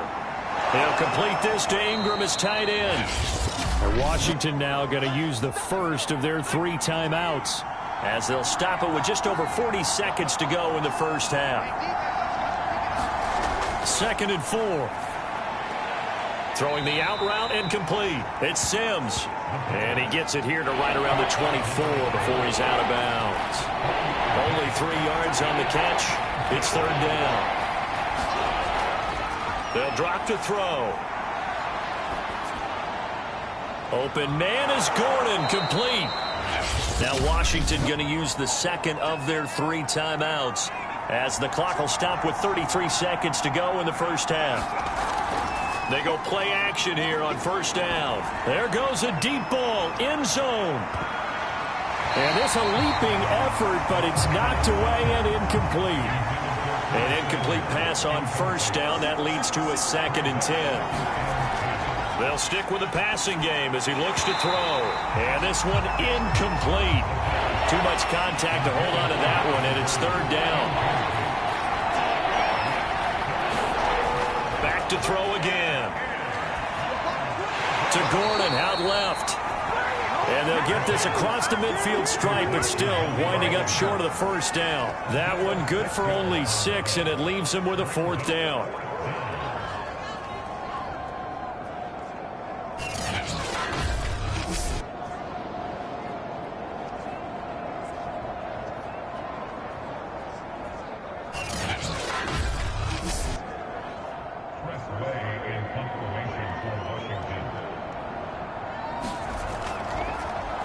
And now the punter, Tress Way, as he sends this one away. No returning this one. It sails out of bounds, and they'll spot it right at the 20. So we are at halftime here in Atlanta with the Falcons out in front. As we'll head down to Orlando, that's where we find our man Jonathan Coachman at our EA Sports Halftime Report. Coach. Okay, all right, Brandon, thank you very much. Hi again, everyone. Let's get you caught up with what's going on around the NFL as we are officially into the second half of the season.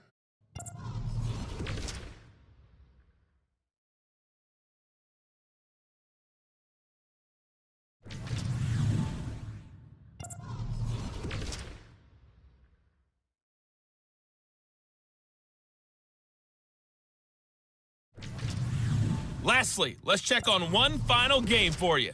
And you can see they are scoreless as they play the second quarter. Meanwhile, in our game, it's been a back-and-forth first half. Who can put it together in the second half? For the answer, we turn it back over to our broadcast team of Brandon Godden and Charles Davis.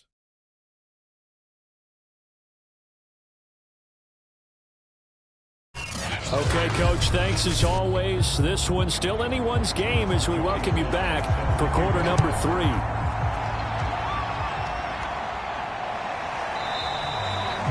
Waddle is going to elect to not bring this out, and instead his guys will begin at the 25-yard line. Now we get a peek at the captain of this offense heading back out there. And I guess the question, Charles, is what's the formula for keeping him better protected? Because as we see, the protection, it struggled. And normally what you get is renewed determination. When the big guy gets hit, that usually sparks people. Hey, we can't let this happen anymore. They take it personally. He's not supposed to be on the ground. But that hasn't been the case so far in this game. So maybe they've got to figure out how do they get rid of the ball faster to help out the offensive line so he doesn't get hit as much. And we'll see if they can keep him off the ground now going forward. 50 yards rushing for him now on just 6 carries to this point. Sometimes it's hard to believe, but there are times this game is about patience, isn't it? Has had the game he expected, but that run there, that may get him going. I was just going to say, maybe that gives him a little juice, because you're right, he struggled, especially in that first half. Yeah, and I know the great ones always think to themselves, just hang in there. I'm just one big carry away from busting this open. That's a good start for him. On first down, he'll drop to throw. And incomplete on the deep ball. So after the incompletion on first, now 2nd and 10. They'll look to throw here. That's out to the flat for Gordon. And he'll be brought down just shy of midfield at the 49-yard line. And we see another pitch and catch there to the running back. This position just continues to evolve. They become just as critical to the passing attack as a lot of receivers, tight ends, because their ability to make people miss in the open field can really generate big plays for an offense. They'll try and run it. Here's Gordon. And he gets this one across midfield for the first down to the 46. Yeah, they really needed to get something going, didn't they? They had punted on the last 2 possessions. The running game starting to come to the front for them, providing a nice pickup there to keep this drive going.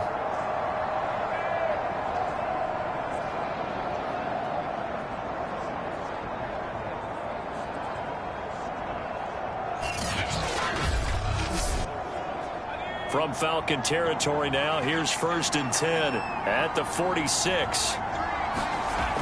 He'll look to throw. Over the middle, complete to Samuel. A gain of 6 there on first. They'll come up on a 2nd and 4 now from the 40-yard line.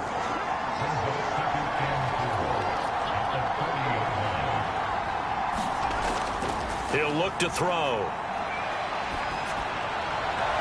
Pass incomplete. We're going to give out a little applause on that play. It has to go to the defense. More good work by them. They've taken away the passing lanes all game long, and you can see the frustration that it's causing because he just about threw that one into the first row.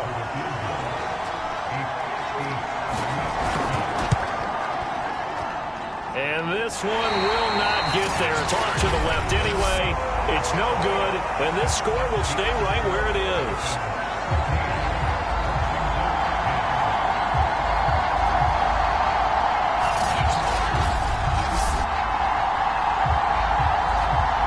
So here are the Falcons to take over on offense.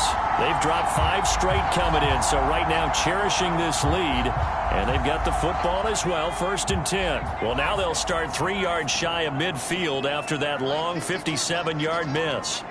Down here in the 3rd quarter, obviously that's one they could have used. Yeah, and one of my favorite special teams coaches in the NFL told me what separates the kickers in the NFL versus the ones who are not is not the misses.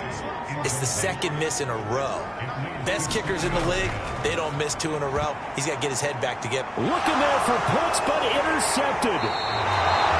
Picked off by Benjamin St. Just. And his guys are going to get the football at their own 47-yard line. Well, holding on to the lead at this stage in the 2nd half, those are the types of plays you really want to try and stay away from. And when you're a rookie, keeping your focus is something that you still have to work on all the time because there's so many distractions around you between the crowd noise and your coaches and your teammates. But the other part, you've got to learn how to finish. It's the 2 F's for a rookie quarterback. Out there set and ready for this next drive, the Washington offense. They'll try and get the ground game going. Here's Gordon. And taking it across midfield and just shy of the 40. 68 yards rushing now on 8 carries for him so far. Well, CD a lot of times like to separate speed and quickness, and they've got a back that's both. We know that he's fast in the open field, but, man, his first step is so quick, too. It is something, isn't it? Because you think of that type of speed getting to the perimeter and turning upfield, but also when you run those inside runs, he can get into the secondary so fast the linebackers don't have a chance to react.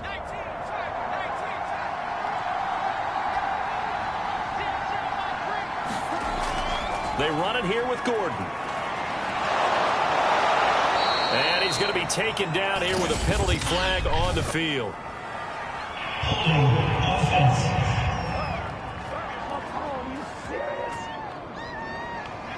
So some holding over on the left side of that O-line. And I know for the guys trying to move those big defensive people, they'd love for them to stay in one spot, but they move around so quick and so fast that sometimes you just have to grab them.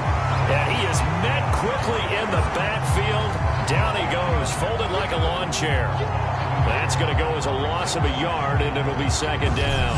Well, we saw a lot of negative plays that resulted in plenty of lost yardage in the first half, and that trend is continuing here.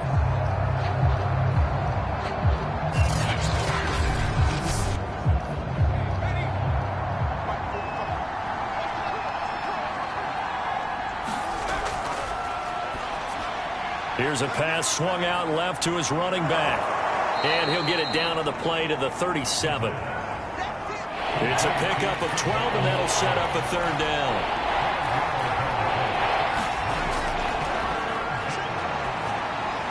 And he finds McLaurin. And he's going to get this inside the 30. As an unbiased observer, I think it would have been interesting to see what they would have done if they hadn't gotten the first down there. But since they did, I guess the point is moot. And they're right there in that middle ground, field goal range, punt, go for it. But as you said, they picked it up.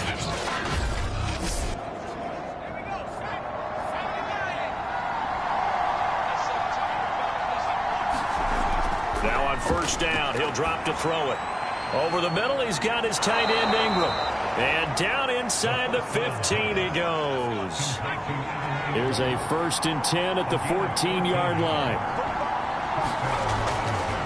Now the handoff comes to Gordon. And effective running here. He'll take it down inside the 10. 6 yards on that last play. Here's 2nd and 4.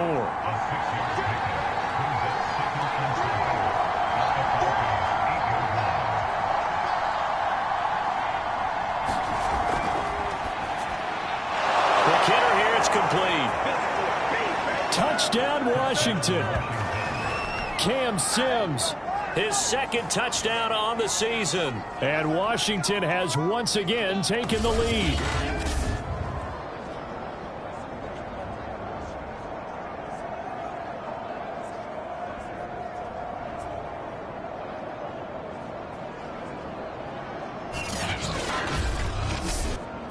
Koo now for the point after.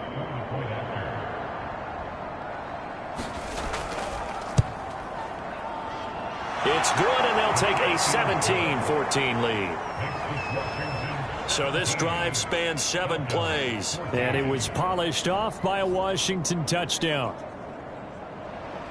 The kickoff unit is out on the field, and they will send this one away. From a couple yards deep, he'll bring it out of the end zone. And a good return as he'll be stopped just shy of the 30-yard line. Now out comes their leader and the captain of this offense back onto the field. He's likely still kicking himself from the interception last drive that wound up leading to a go-ahead score. And he's going to assume all that came with that one, all right? That's all on him, but he also knows he's got to erase it from his mind and get back out there. This drive, very important. And give him 6 yards here as he's stopped near the 35 at the 34.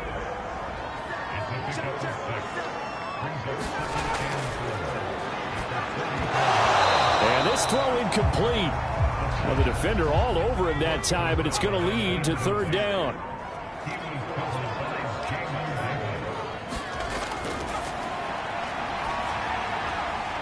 That's going to be caught by Pitts.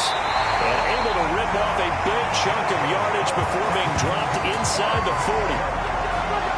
Normally on third down and short yardage, you're thinking of throwing to your tight end. It's just going to be a simple chain mover. But this time they let him roam down the field, and a nice dart picks up the first down and then some.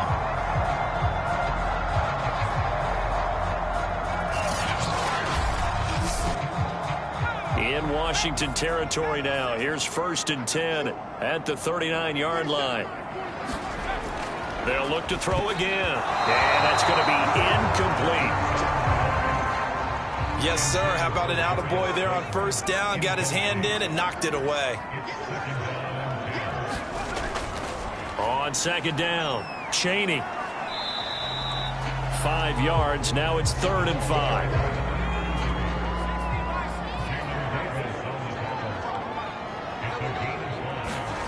They'll set up to throw. And that is caught. It's Ridley. And he's going to have a Falcons first down as they're able to get the 3rd down conversion. I love the drive they're working on here because they know they can take the lead with a touchdown. And so far on this drive, so good. They've moved the ball down the field with very little resistance defensively. But they better be prepared for some adjustments to come their way now. Line of scrimmage, the 15. It's 1st and 10. From the red zone now, they'll look to throw. That's into the hands of Pitts, the tight end. That catch good for only a couple. Final minute now of the 3rd quarter. On 2nd down now, Chaney. And he'll be brought down this time at the 5-yard line. Sometimes with the running game, you've just got to stick with it. Look, it's the 3rd quarter, no time to panic. But that also doesn't mean you just do it the same way you've been doing it the entire ball game. Maybe change up some blocking assignments or run a few different plays, but stay with the overall essence of the running game.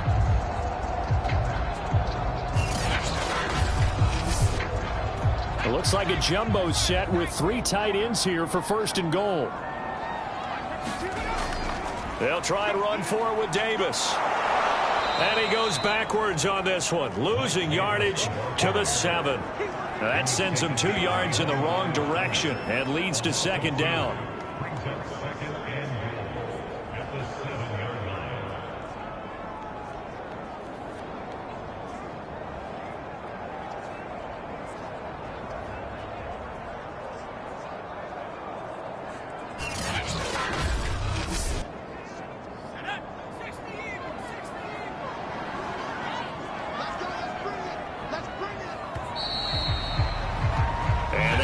Going to do it for this 3rd quarter of action. We'll return with more after this. You're watching the NFL on EA Sports. They'll try again here from the 7 on 2nd and goal. They're going to look to throw. Now the pressure gets there, and he goes down just inside the 20 at the 19. Montez Sweat able to run him down for a loss of 12 that time. 2nd goal, last thing you need to do is get pushed backwards to take a sack. But he couldn't find anywhere to go with the football, had to eat it, and ended up on the ground.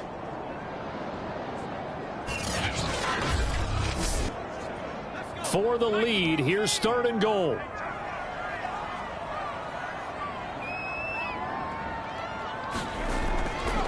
Now a handoff here to his running back. And he's brought down just outside of the 10 at the 11.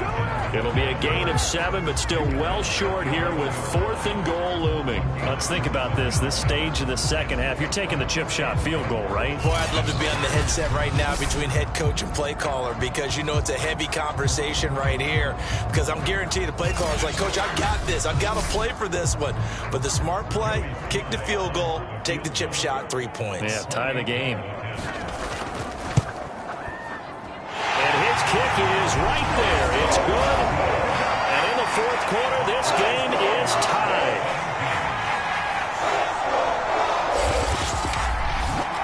Well, you talk about clutch. That one was right down Broadway, and this game's all even here in the 4th. Yeah, he didn't leave any doubt, did he? Good snap, good hold, dead center. Almost like a big-time golfer in a major, firing at a pin from the fairway, trying to win the tournament going down the stretch. Out comes Washington's offense as they get set to take over here.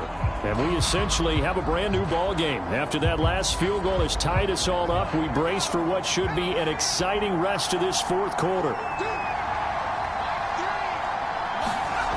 They'll come out throwing here to start the drive. Middle of the field, he's got McLaurin. And this will be a gain of 5 as he gets it to the 30. Ball on the 30. They'll come up with a 2nd and 5. Now a 10th carry for Melvin Gordon. 80 yards rushing for him now as he has been tremendous all day long. So from the 36 now, 1st and 10.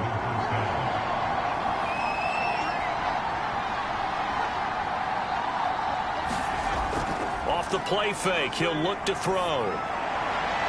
He completes this one to Terry McLaurin. And he'll have it past midfield almost to the 40 before being taken down. And partner, in a tie game in the fourth quarter, you and I both know in the NFL, that's when you lean on your stars, and he came through with a nice catch right there.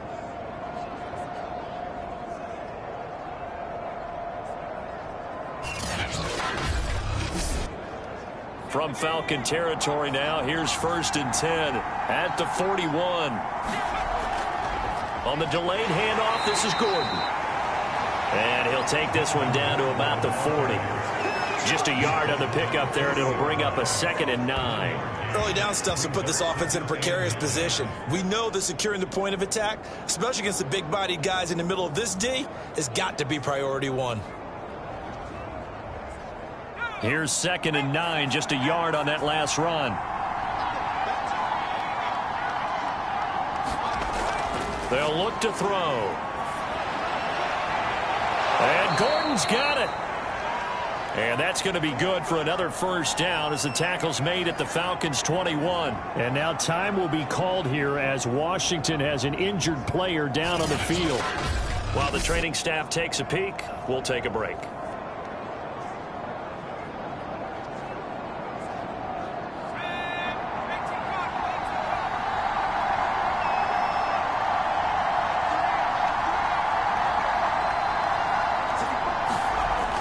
To throw now on 1st down.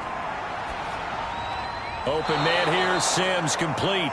And this will be a gain of 6 when it's all said and done. Down to the 15 from the 21.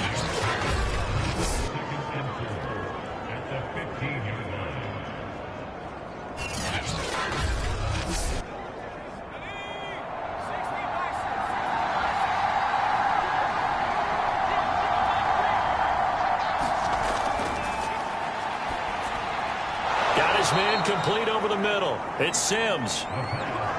They like going to him in the slot. He catches another one. I think this comes under the heading of until they stop him, why not go back to it? He has something going really well.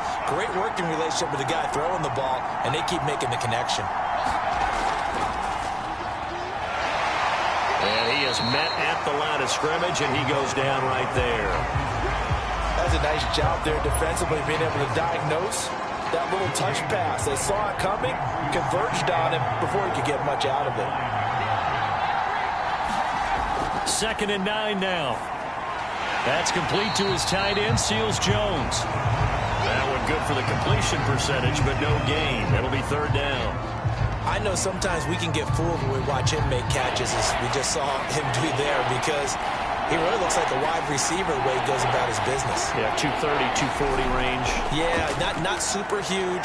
Maybe not counted on to be that inline point-of-attack blocker that we used to have in the good old days. But you can flex him out. You can run wide receiver routes with him. You can make him a primary target, and that's how he'll shred a defense. So they'll wind up losing 5 yards on the play, and it'll be 4th down. All right, field goal gets you the lead here. I mean, but I might want to just go ahead and go for something big. Oh, come on, you got to kick it. I mean, you got to be glad I'm not the head coach here, right? The whole team would want to revolt at this point.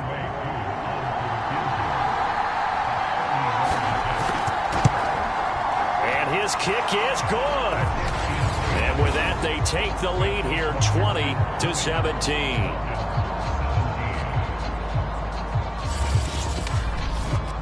So the drive here ends with a field goal. It does give them the lead, but this one's still certainly a long ways from over. It definitely puts a lot of pressure on your defense to hold the lead, right? They're happy to have it and happy to be out there trying to do so. But I know as a former player, in the back of their mind, they're thinking, why don't you score the touchdown and seal this thing? Here comes the Atlanta offense now ready to take over here. And now they find themselves trailing following the field goal. Still a good amount of time in this fourth quarter, but this drive very well could determine the outcome of this ball game.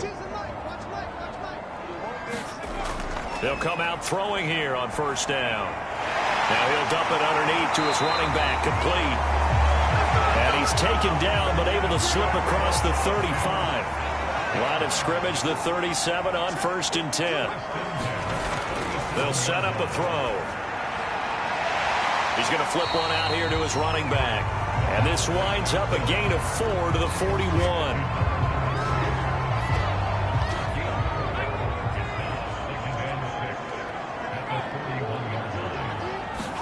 Second and 6. He's got it complete. Mike Davis.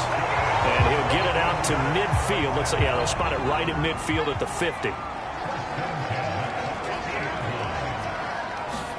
From the midfield stripe, they'll look to throw. Throwing right, and that's complete.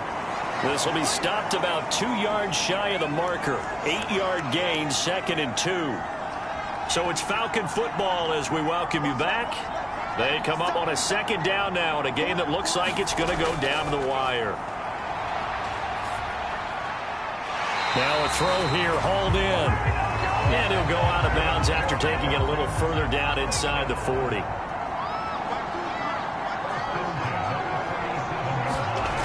He's back to throw. Getting this ball out wide for Davis. And he'll have a gain of 3 to the 33. Clock running, about to hit 90 seconds to go in the game. Now this one over the middle into the hands of his tight end, complete. First down now, but the clock continues to move. He'll look to throw. And that is incomplete. Oh, the coverage a little too good there, and it's 2nd down.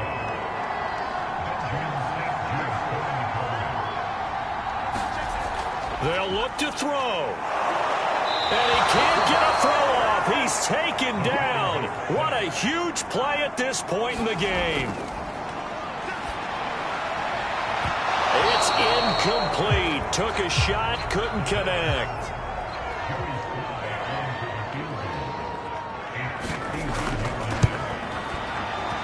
And his kick is absolutely perfect. And that will tie this game here in the final minute of play. So a big kick to get this back to even. Now the worry is, did you leave too much time on the clock? Because another field goal the other way, that does you in. You're exactly right. You didn't get it to overtime yet. So now as a defense, you've got to think to yourself, you can't play prevent defense and just give up big chunks of yardage in front of you. But you also can't let anyone behind you. So you sit right on the line between the two, play the best defense you can, and not make it easy for them to move the ball downfield. And Washington going to come back out here to take over offensively. They've got work to do, but they do still have a bit of time here. And they've got to feel comfortable with that, but they have all their play sequences called. If they get out of bounds, that allows them to huddle and call another play. But if they don't, it's hurry up to the line of scrimmage and either spike it and stop the clock or continue to move it downfield in order to try and get in range and win this game. See if they can do just that. Clock running as Washington will try and hurry up. Here's 2nd and 8. And as he throws and the ball is out, it's a live football. And the Falcons grab it. And they're set up in a golden position here right around the 10-yard line. I'm fairly sure that there's no good time to cough up the football.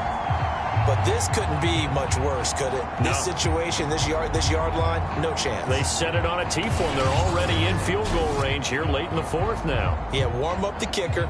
Just make sure they take care of the ball now. They've got a chance to put this thing away.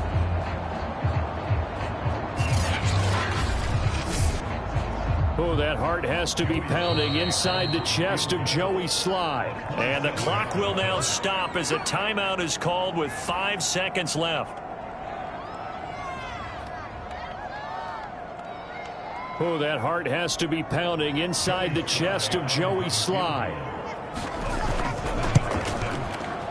And this one is right through. And it's celebration time on that sideline as they have taken the lead in the final seconds.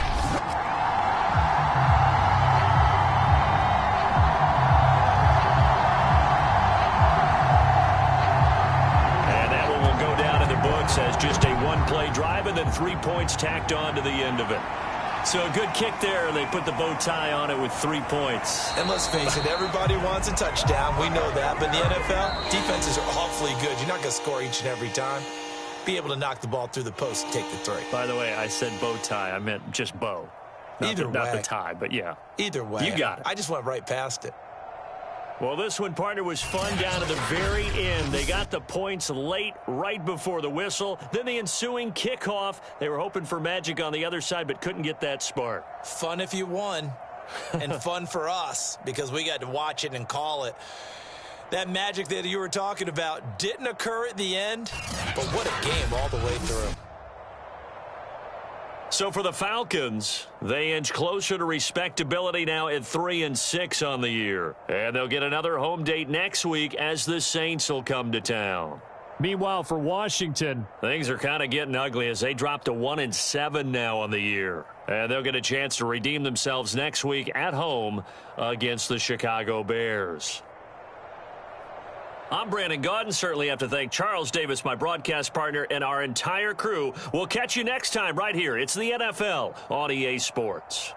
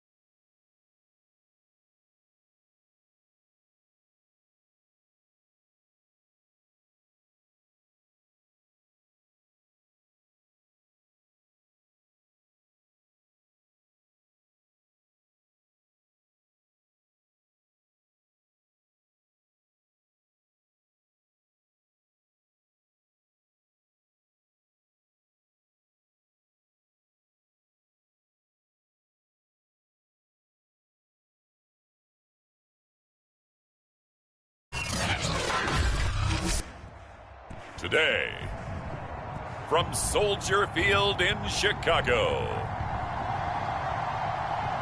it's Week 9 of the NFL on EA Sports.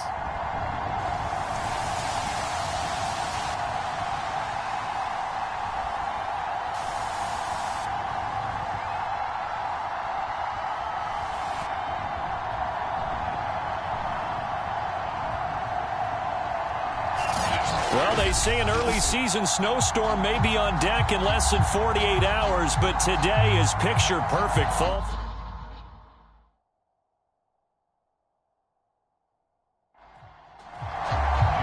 The first 2 months of the regular season down. What will the final 2 bring us as we're off in Week 9? No run back here on the opening kickoff as we'll start at the 25. So here are the Bears now for their opening drive. They'll be led out by a first-round pick back in 2021 from Ohio State. It's Justin Fields. And no excitement unless you're on the defensive team of last week in his numbers, because the only excitement he really generated was the 1 interception he threw. Yeah, no touchdown passes. Yeah, and his team wasn't real thrilled about that. And they lost the game. So I know this week has been tough on him because he's been working hard. Fundamentals, footwork, finding the right targets, and bottom line, how do they get a win?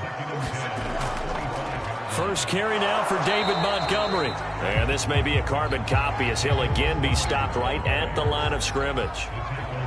Calling no gain on the run there, and now they'll be looking at a 3rd down.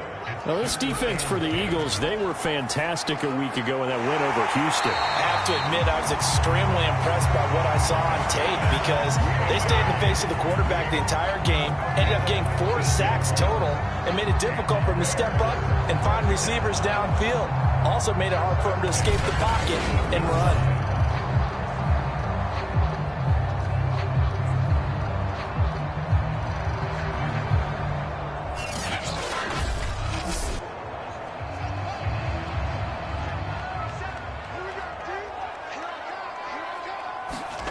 Fields on first down. Rolling to his left. It won't be a sack, but it's no gain, and it brings up 2nd down.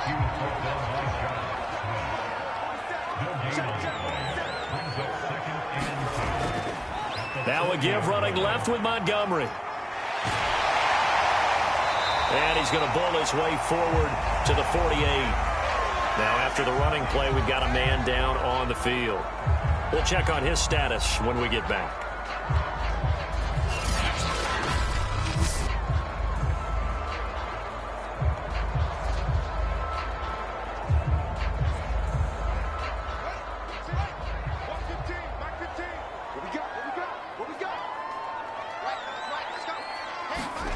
Fields on 3rd down. Finds a seam inside the 40. And finally brought down at the 31-yard line. So opening drive, 3rd down, they go with a slant. It works. And I'm wondering when the league's going to figure it out because everyone throws it on 3rd down.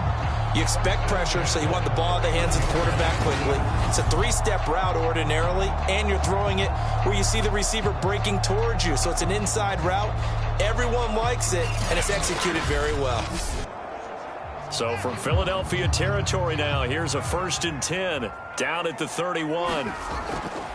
Running left, Montgomery. Slipped 1 tackle, but no more as he's knocked to the deck behind the line of scrimmage. It's a loss of 4 there, bringing up 2nd down. This defense is a difficult one to prepare for, one of the best in the league. They'll come at you from all angles, and they did a nice job there stopping him for a loss.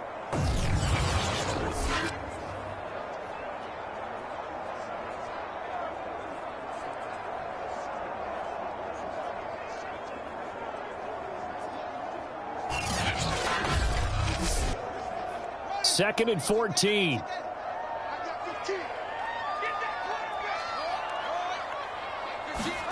Now Fields. Throw left side complete. That's Montgomery. And he'll be a little shy of the 25 here at the 26-yard line.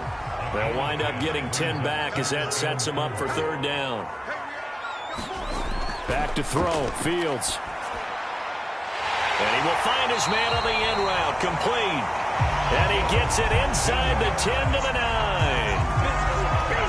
And in a lot of ways, that catch is expected. Red zone presence, and that one was realized there. You've got to find your tight end in that situation.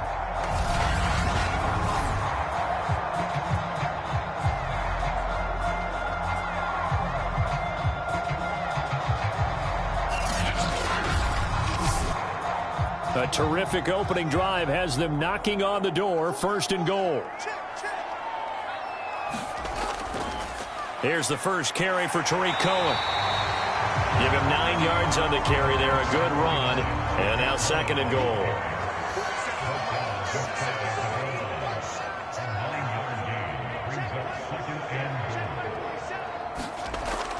Montgomery will take it in. Touchdown, Bears.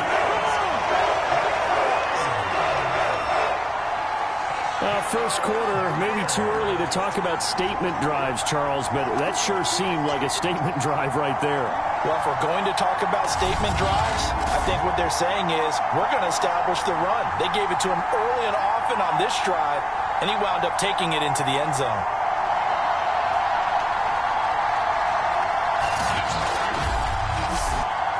Cairo Santos on to try the extra point.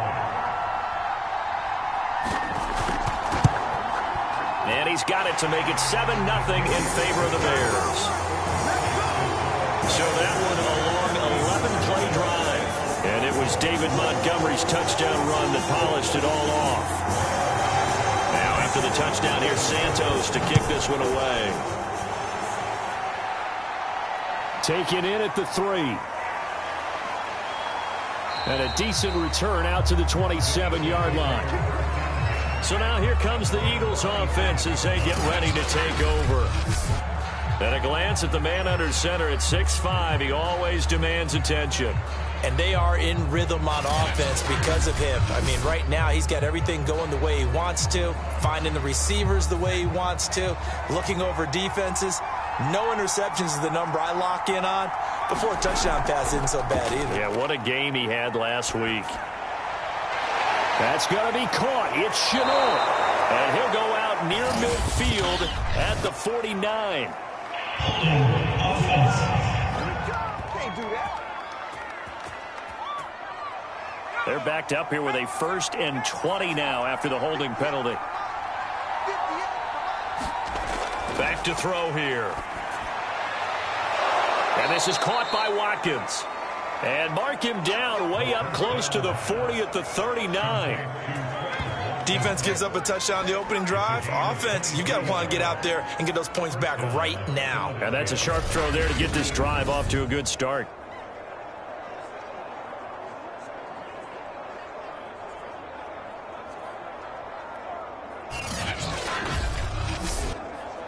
From up near the 40 now after the big play to start, here's another 1st and 10. They'll drop to throw. He'll rifle this one deep right side. Launches deep. A jump ball, and this is caught. A big play that time through the air. 34 yards. There's no doubt in my mind that not many guys in this league have had the impact that he's had here in the first half of the season. He's been a big play guy from the word go and continues to be one with another one right there.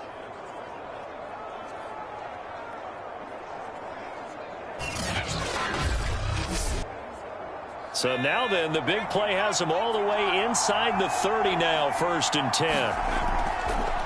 They will run for the first time with Miles Sanders. And he'll go down right on the edge of the red zone following a pickup of about 7 or 8.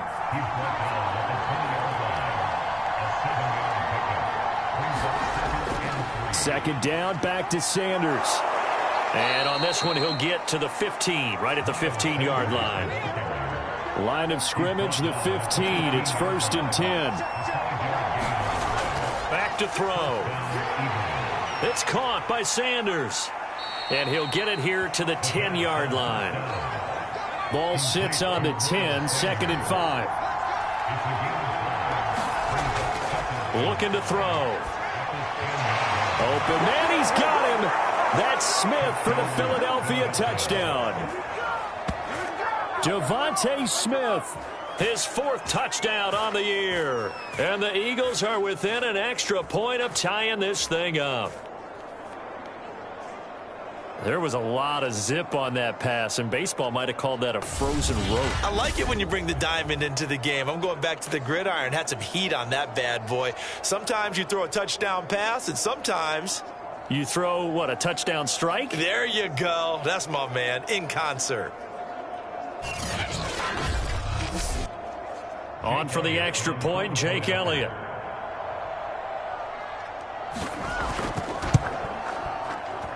It's up and good. So these teams match touchdowns here in the first quarter, and we're tied 7-7. That time a 6-play drive, and it was capped off by an Eagles touchdown. Each team's had it. Each team has scored. 7-7 here as the kick's away. And this will not be returned. It'll come out to the 25. Chicago works their way back onto the field here for their second drive of the game. And that last drive, a long drive, but not just that. They had a great air attack going. Do they stick with that? I would think that they would, because if they were confident enough to do it on the last drive, starting backed up in their own territory, why would you change anything? They've got to be confident about what they're presenting and continue to do so. Yeah, because the secondary, they really look clueless. And that was amazing because that drive went and went, no adjustments, and no big plays by the defense to knock the ball away. To throw again on second down, Fields. The completion good. This is Eric Ebron. And he'll be out of bounds across the 30-yard line.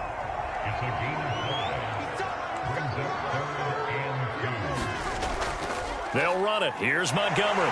And he will have a first down here at about the 40. I don't know about you, but that almost felt like old-time football there. 3rd and 2 is not necessarily just a running down anymore. A lot of times they want to throw the ball. They went back to the roots and powered forward and got the first down.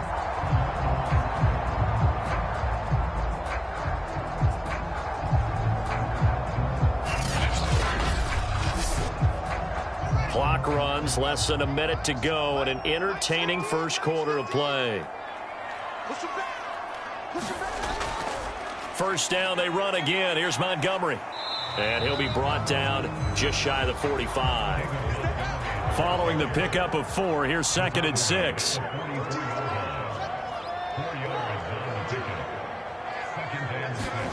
Play action. It's Fields. And that is knocked away in the middle of the field and incomplete. And that's a nice job there because you've got to play the ball, not the man when in coverage. That'll keep you away from a lot of needless penalties, and he's able to knock that one away.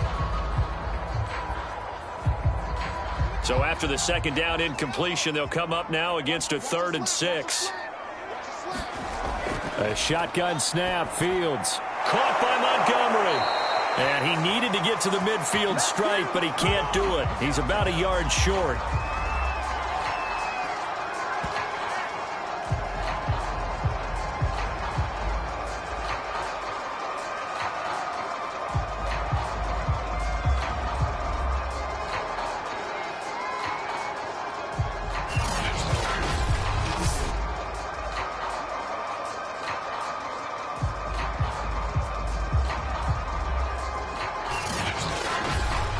These two teams all tied after one.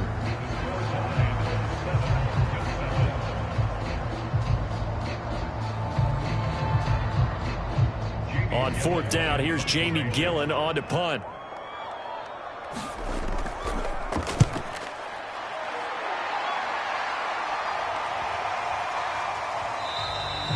And this one hits at the 3 and then bounds into the end zone for a touchback.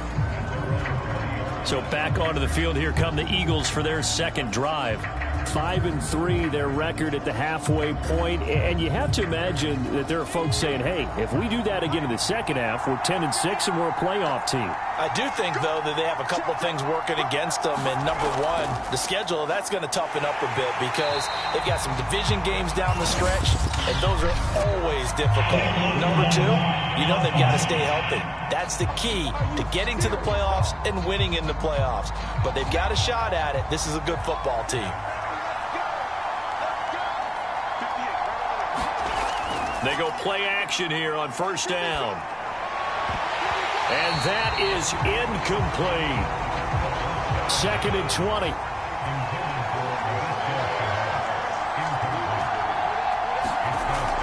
He'll drop to throw. And this one is incomplete.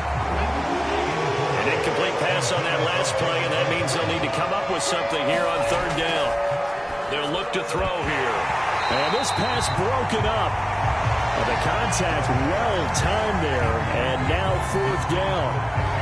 And this is what you want to see from a defense. Give up an opening drive touchdown, that's fine. But how about them going back out there, recommitting themselves to the task at hand, and forcing a 3-and-out and giving the ball back to their offense. The Eagles send out their punter now, as his first punt will come from inside his own end zone. He punted 5 times in the win last week as this one's away.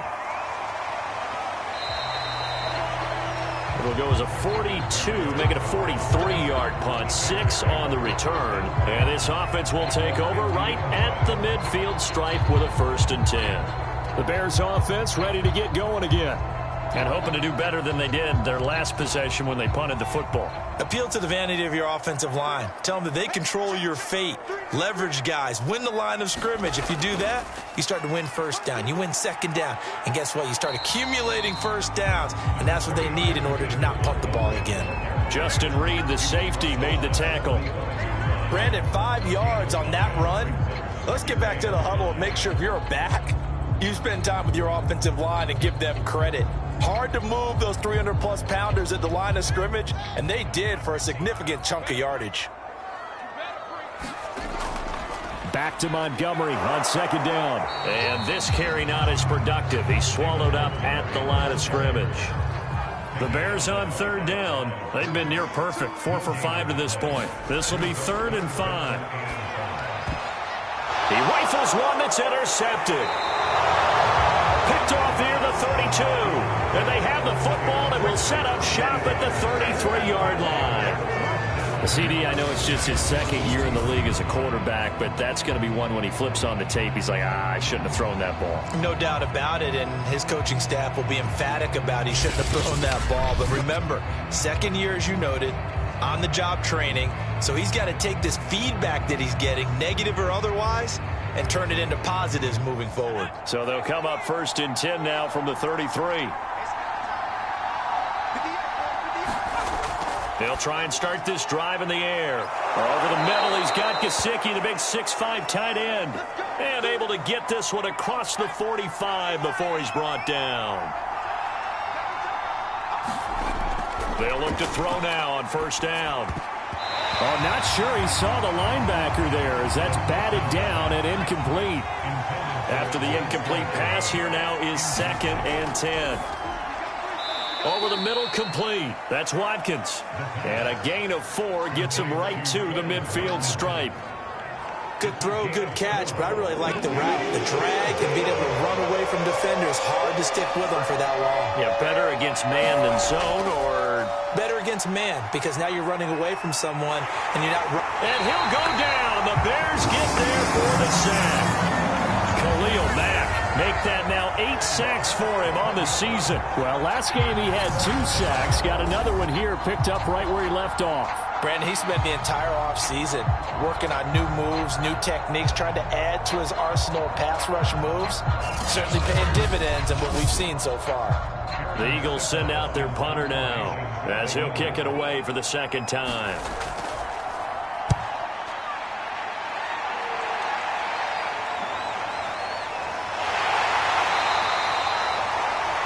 It's a return of 4 following a 42-yard punt, and the Bears take over. Another drive coming up for this Chicago offense. And following the interception, we'll see what they can put together on this drive. I can hear my old college coach right now. He always used to tell us before every game, the team making the fewest mistakes will win.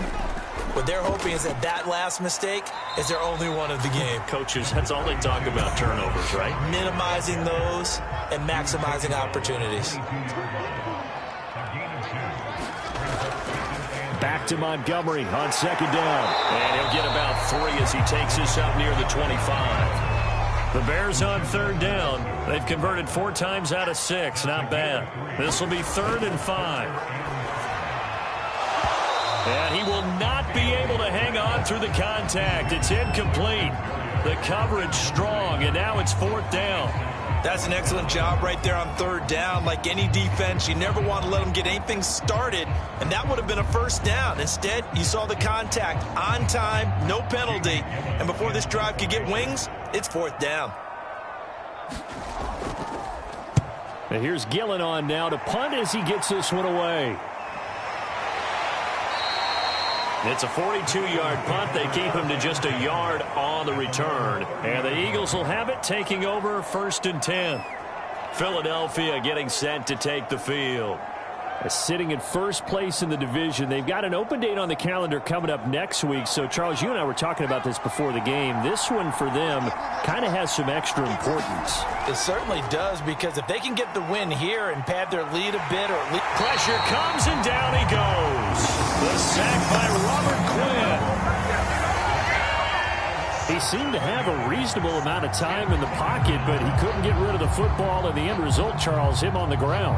Yeah, he's got to keep an internal clock to go along with his offensive line. When you're talking about 3, 4, 5 seconds, that's a reasonable amount of time to expect to deliver the ball downfield. So great to try and complete a pass, but it's equally important to know when to throw the football away, too.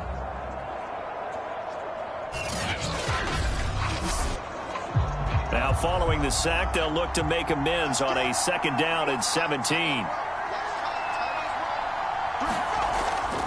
Now Sanders. And he's going to be taken down with a marker on the field.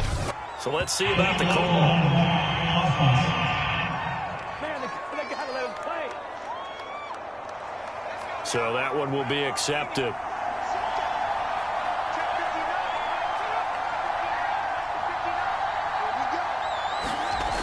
Now back to throw. Over the middle, he's got Chenault. And he'll be taken down at the 20 after a gain of just 1.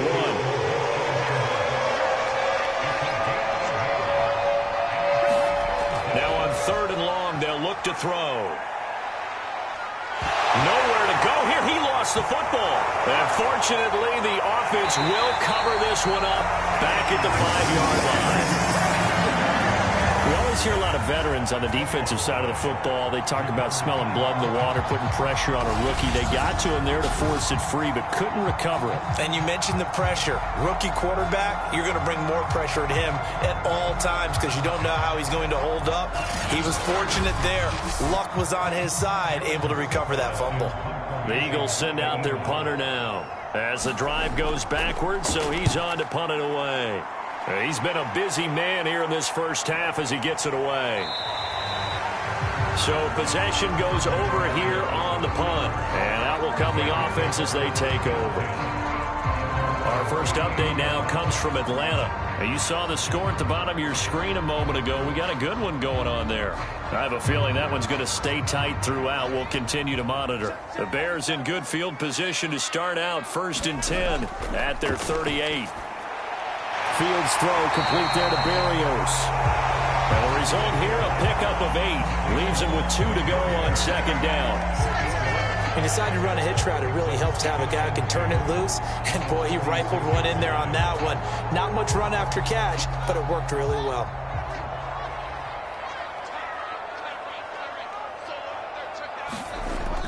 On 2nd down, Montgomery. And he'll get it out to midfield. Looks like, yeah, they'll spot it right at midfield at the 50. Now, after the running play, we've got a man down on the field. While the trainers take a look, we'll step aside.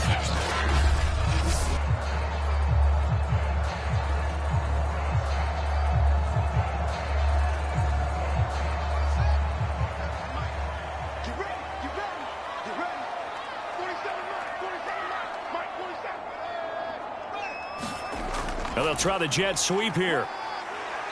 And he's going to be stopped up at about the 47-yard line.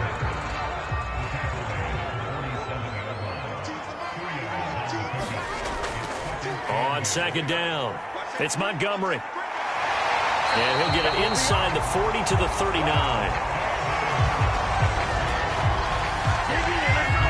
As a good, nice, crisp run for a first down. I wonder if the defense might have been loosened up a little bit, maybe anticipating a pass instead of the run that they got.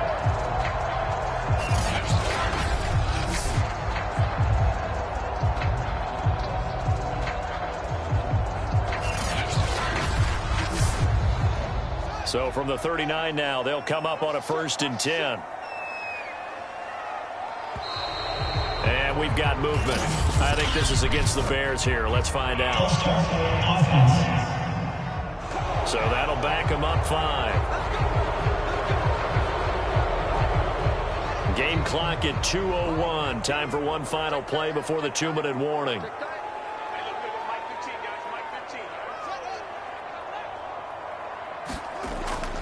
Following the penalty, Montgomery. And he'll be brought down at about the 42. 1:57 to go in this first half on EA Sports. Behind the chains, 2nd and 13. Now it's Fields. He'll get this underneath to Montgomery. The result, only 4 yards there on the play. And it'll be 3rd down. That might feel like a little bit of a lost opportunity there for the offense because the defense brought pressure that time. And sometimes against that, you can get out to your running back, and it could turn into a big gain downfield. But what a nice job they did getting to him quickly and holding him to a short gain. And he will have the Bears' first down as they're able to get the 3rd down conversion. All right, let's just go ahead and walk through this one pretty easily, right? Blast off the line of scrimmage, get downfield to a certain point, usually around 8 to 10 yards, turn around and make sure the quarterback sees your numbers and set yourself up for the pass. A well-executed curl route by Charles Davis.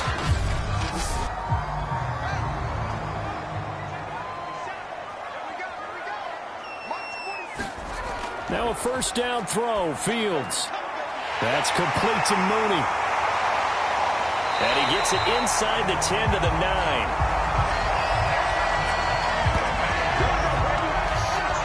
They sure put the coverage guys in a stress on that one. They thought they were going deep. Ends up curling inside for a nice chunk of yardage. Now the Bears going to call the first of their timeouts as they'll stop it with just over a minute to go before halftime.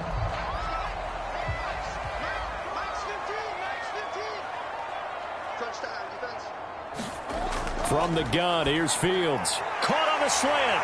And he'll be brought down right on the edge of the goal line at about the 1-yard line. Now the Bears going to use the second of their timeouts as the stoppage will come with a little under a minute to go in this first half. 2nd down and goal. Fields. And he takes this one in for a Bears touchdown. His 2nd rushing touchdown of the year and 3rd overall. And the Bears have taken the lead. And that touchdown gives them a touchdown lead before they attempt the extra point. What a great way to end the half. Yeah, great job to put themselves in front. And now, see on the sideline, special teams defense scrambling, saying we want to preserve this for the final moments of this 2nd quarter.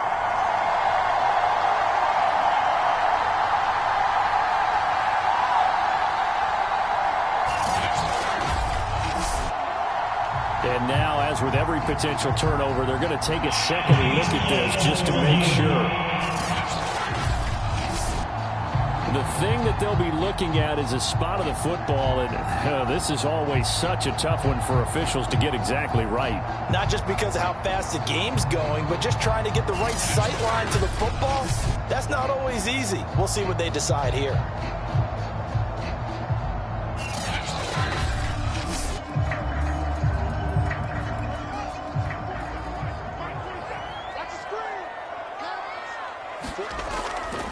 So that challenge is, and he is in. Touchdown, Chicago.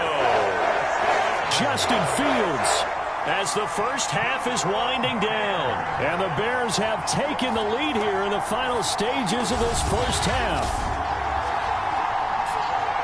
Offensively, pretty effective option play there for the score. Certainly was, and it appeared to me that the defense overshifted and overplayed the trail back, the pitch man, and almost forgot about the quarterback. In fact, they did forget about the quarterback, and he turned it into a touchdown. Santos now to add the PAT.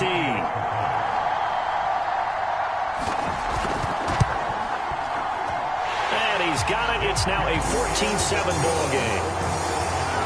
A pretty long drive that time. 11 plays all told. And it was all capped off by the Justin Fields touchdown run. He took it in himself.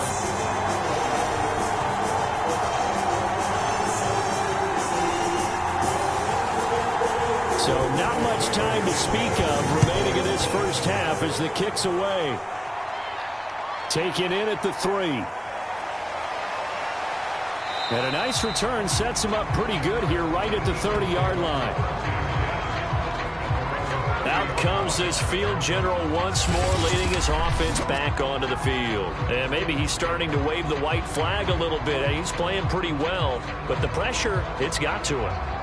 Has to find a way to step around it, step through it, or just handle it. Because, as you mentioned, he's having a pretty good day overall. Just the hits keep coming and taking those sacks. That's not the way that they want to finish a ball game with their quarterback on the ground so much. He'd like looking for Watkins, and it's intercepted. Picked off by Quran Williams. And he's giving his guys a shot for late points as they will take over in range for a field goal or maybe more. Defensively that time, they were in zone coverage. As a rookie QB, what lesson can you learn there? Well, understand this. You saw zone in college, and the defensive backs reacted, but they don't react like they do on this level. So when they're in zone and they see the ball coming to them, they'll react at least a half a second faster. You've got to know where you want to go with the ball and be decisive with it. Otherwise, the end result can be something you don't like. And they'll burn the timeout with 5 seconds left. A chance to try to add 3 points before heading to the locker room. So on second down, the field goal unit is on here as they try to get 3 before half. From the right hash, this from an even 40 yards out. And Santos able to put this one up and through. It's good. And they will move up by 10 now, 17-7. So as it turns out, a 2-play drive resulting in the field goal. So not the greatest of first halves for him, but a little ray of light here at the end. The late turnover becomes 3 points before the break. Well, they certainly needed something positive to go their way. Maybe 3 points doesn't seem like a huge deal in the grand scheme of things, but at least it's something to build on as they head into the half. So we come upon halftime here at Soldier Field with the Bears out in front. As we'll send you down to Orlando, and we check in with Jonathan Coachman for our EA Sports Halftime Report. Coach. Okay, all right, Brandon, thank you very much. Hi again, everyone. Let's get you caught up with what's going on around the NFL as we are officially into the second half of the season.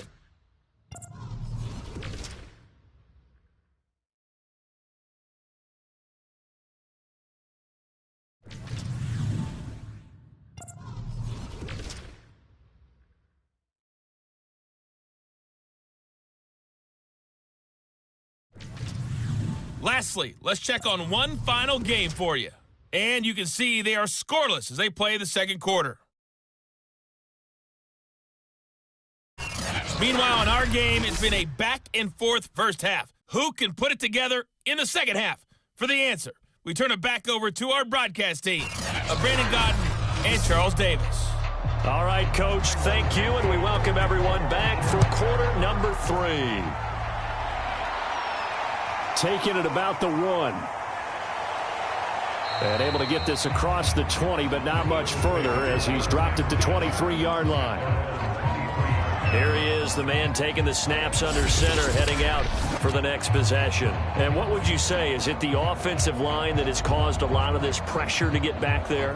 That's always the first place that you have to look to see what's going on. But part of it is so difficult to simulate this type of pass rush in practice because the speed, the ferocity, the quickness, some of the change-ups and how they get at the quarterback that you may not have seen on film, all that is different. You can practice it as much as you want to. You can even insert smaller, faster guys at positions to show that the speed's going to be quicker. But until the whistle blows and you play for real, it's just not the same. And not as easy to implement on game day. Pressure, and he's taken down. A Bear sack. Deep forward just would not be denied. That's a loss of 7. I'd say it's not panic time yet, but let's be honest about it. Empty possession here, not what you're looking for when you're down a couple of scores. Absolutely not. Trying to start the second half off on the right foot. Unfortunately, going to give the ball up.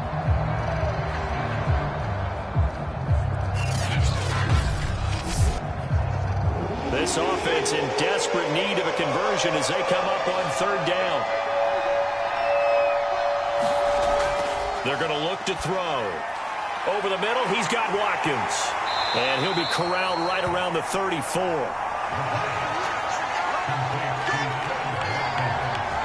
And this was a nice example of an offensive coordinator scheming his guy open. Just a little underneath route, just trying to free up some space, and it worked awfully well. Got him not just space, but plenty of room to run after the catch to pick up really nice yardage. From the 34 now, here's 1st and 10. On 1st and 10, it's Sanders. Found a little room there as he's up to about the 37. Now we're going to get a stoppage. Appears to be an injured Bear on the field. While the training staff works on him, we'll step aside and be right back.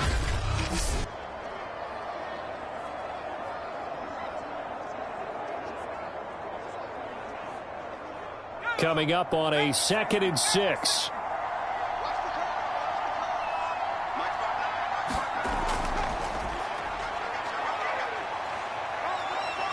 And flags come in as he gets forward for about 3 yards.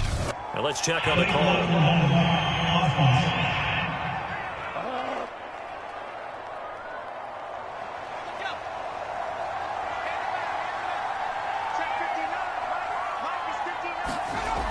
Second down, back to Sanders.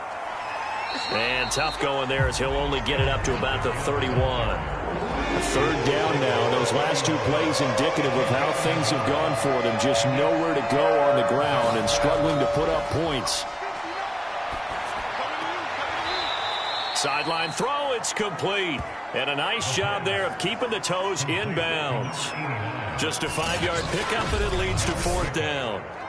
Well, the coverage was tight that time. They allowed the pass underneath to him, but they rallied to him pretty fast, too. Converged on him and got him down. That'll bring up 4th down.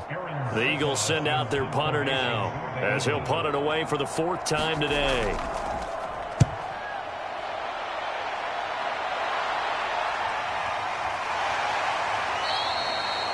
It'll be a net of 40 yards following a punt of 44. And possession will switch hands, 1st and 10. So here are the Bears to take over on offense. They fell last week to the Jets, but they've got the lead right now as they start this drive.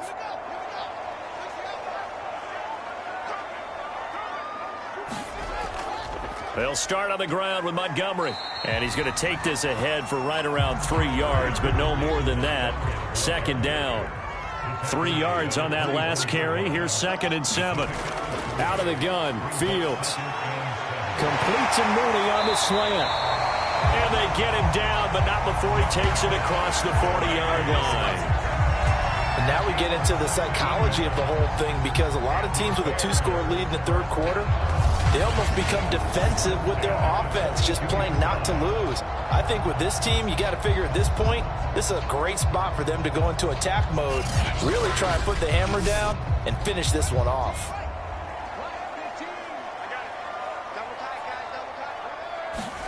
On 1st down, Fields. Wide open receiver, complete. And they're well past midfield, just a yard or 2 shy of the 40. He's a rookie, and you don't want to get hung up on the word potential. But when you see him make catches like that, you keep thinking to yourself, he's good now.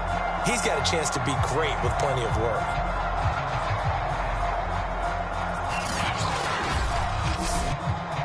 So they go from one 42-yard line to the other as they come up now 1st and 10. Fields now to throw. It's a short one here, complete to his tight end. And he's going to get a solid gain of 9 before being brought down. 2nd and right at a yard. Nice rhythm throw there on 1st down. He located his tight end, made it a nice easy pitch and catch. Hoping he can break a tackle or 2. Wasn't able to do that there, but still good yardage. Here's 2nd and a yard.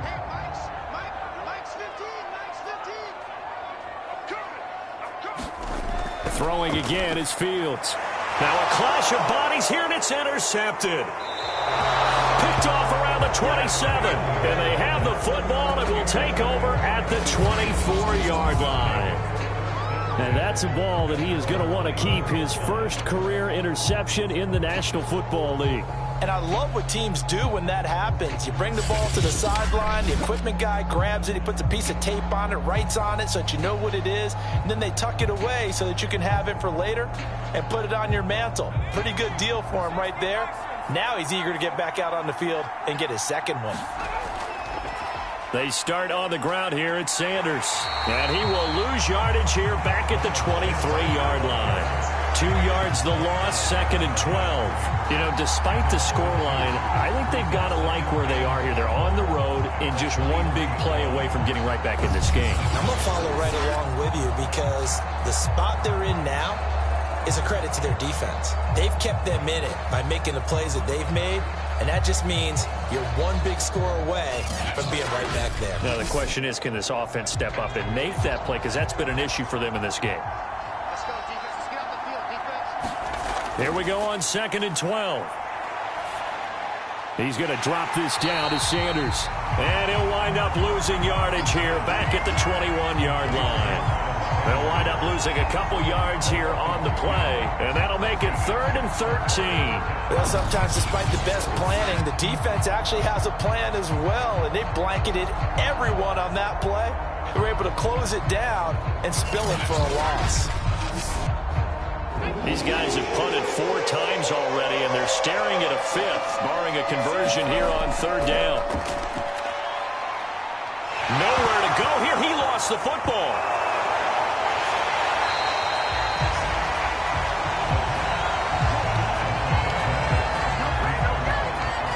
Fortunate to get that football back, because trailing here in the second half, last thing they needed was to lose the possession. And the word I think of here is opportunity, because it could have been lost there, their chance to score points. But the opportunity for the defense was to go ahead and really close this game down if they were able to get possession.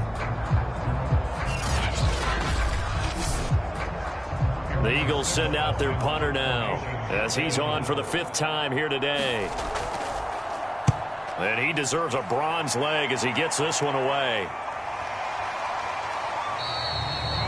It'll be 37 yards there on the punt, and it'll be a short field for the Bears as they take over 1st and 10. And now Chicago getting ready to go as they take the field. And there are parts of their last drive they'd like to emulate, and of course they'd like to forget the inning, the interception, but they did put together, Charles, a nice sustained drive to get him down the field. Yeah, and unfortunately for them, the only thing that matters is part 2, right? Because once they threw the interception and finished off the drive, that does them no good to go back and say, well, you know, we had a good one going. Finish things off. That's the only way you can get it done. On 1st and 10, here's Fields. Got a man, it's Barrios complete. And now we're going to get a stoppage as, yeah, that looks like Jackson who's shaken up. Well, he gets attended to. We'll step aside.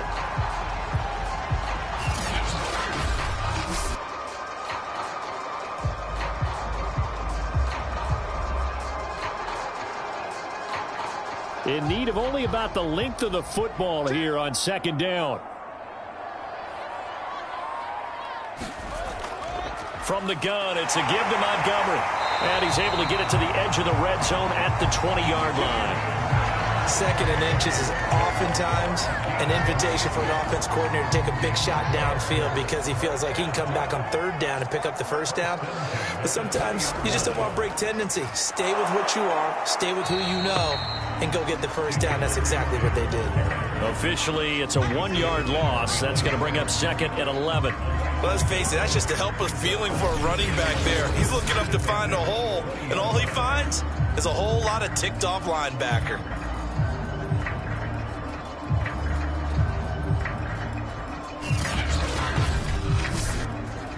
So after the loss of a yard, they'll look to push forward here on 2nd down and 11.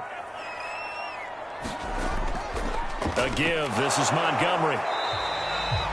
4 yards on the pickup there as they get it back to a more manageable 3rd and 7. And we've got movement. I think this is against the Bears here. Let's find out. moving from his tight end spot there. Do you think that perhaps the play call was for him? So the false start certainly doesn't help matters as they'll try again now, 3rd and long. Here's Fields.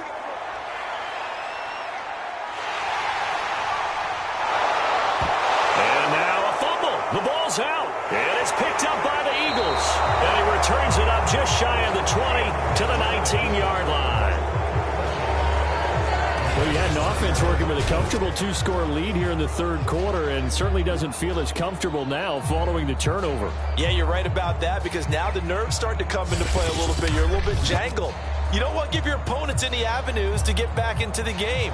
What you'd rather do, put up signs and say, roads closed. So here's a 1st and 10 now down inside the 20.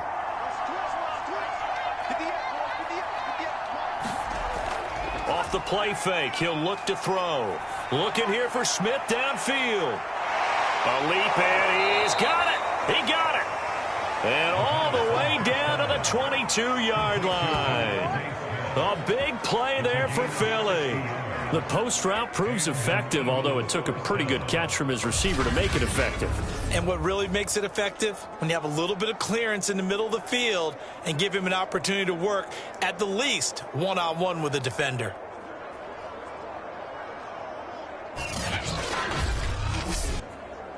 So barely time to catch our breath. Here's 1st and 10 just outside the red zone. And that is going to do it for this 3rd quarter of action.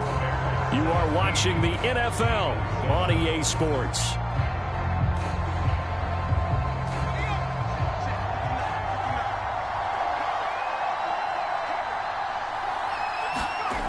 On 1st down, he'll drop to throw. That one almost intercepted, but it's incomplete. Not a good throw there, and it'll be 2nd down. He'll try again with the arm here on 2nd down. Looking left side for Watkins, and he's got it. 2 yards the loss, and now 3rd and 12.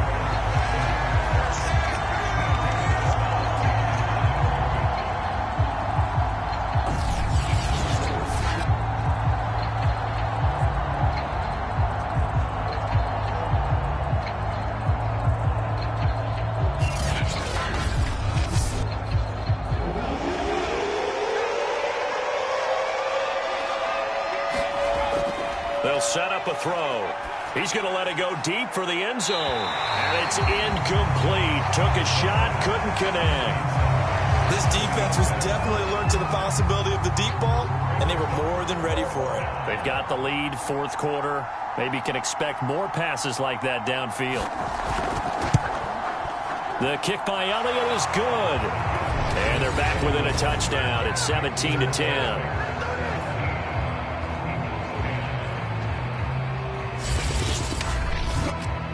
Well, he was a spectator for much of this game. This is his first field goal opportunity of the entire contest, but he's able to connect. Yeah, he had a pretty good seat to this one, didn't he? But let's face it, all kickers that you and I know, they want to contribute. They want their opportunity, and he seized his. Here's the Philadelphia defense now as they head back onto the field. They recovered the fumble last time.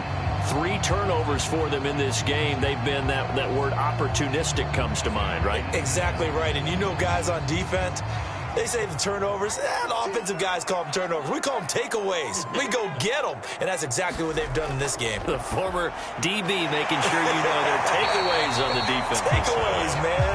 And he's upended at the 33 following a good pickup of 8. Here's a 2nd and 2 now from the 33. Fields. Throw to the right, taken in by Berrios. Just a gain of a couple there.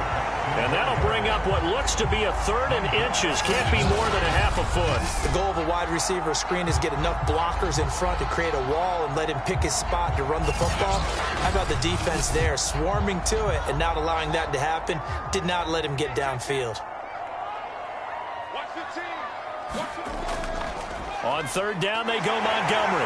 And this will be a Bears 1st down as the tackle made at about the 43-yard line. And I'm guessing you'd say this is kind of the key here. Grind out some yardage, work on that clock, see if you can continue to tick it down. Definitely. You want to bleed things out at this point, right? Continue to possess the football, gain some yardage, and put the onus on the defense. Do they have to use timeouts? What are they going to do to stop you? You're taking charge. So signs of life in what's been a dormant offense in this second half. Here's 1st and 10. On the carry, it's Montgomery. And he'll be taken down, but not before he gets into enemy territory. 67 yards rushing for him now as he's done it on 19 carries. Well, it is our business to analyze what we saw out there, and on that play, I saw a defense staying in base, not taking a chance, not blitzing in a situation where they absolutely need the football back.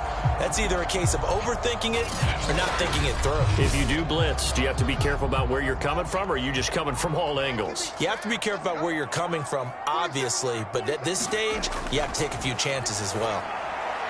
The throw on the quick slant going to be complete. And he gets this inside the 35-yard line. From the 34 now, here's 1st and 10. To throw is Fields. Firing quickly here, and that's complete. They'll contain him to just 4. 2nd down.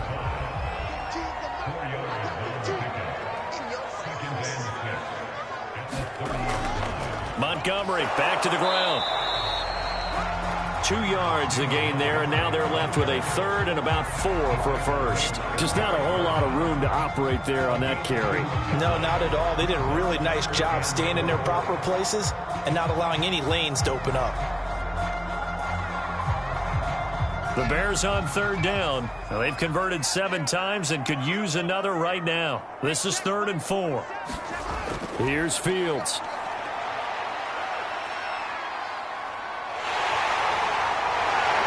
They'll head out of bounds inside the 10. Mark it down at the 9. So there you go. Save your best scramble of the day for a big-time situation in the 4th quarter, picking up the 1st. You don't want to use it up early, right? You want to make sure you save it for that exact moment, that key time, and that's what he did, although you and I both know it wasn't planned that way. But what a nice job using his eyes, scanning the field, and realizing when it was time to exit the pocket and go. So 1st and goal, 6 points here would go a long way toward wrapping this one up. They'll run with Montgomery. And from the 9, they get this to the 5-yard line.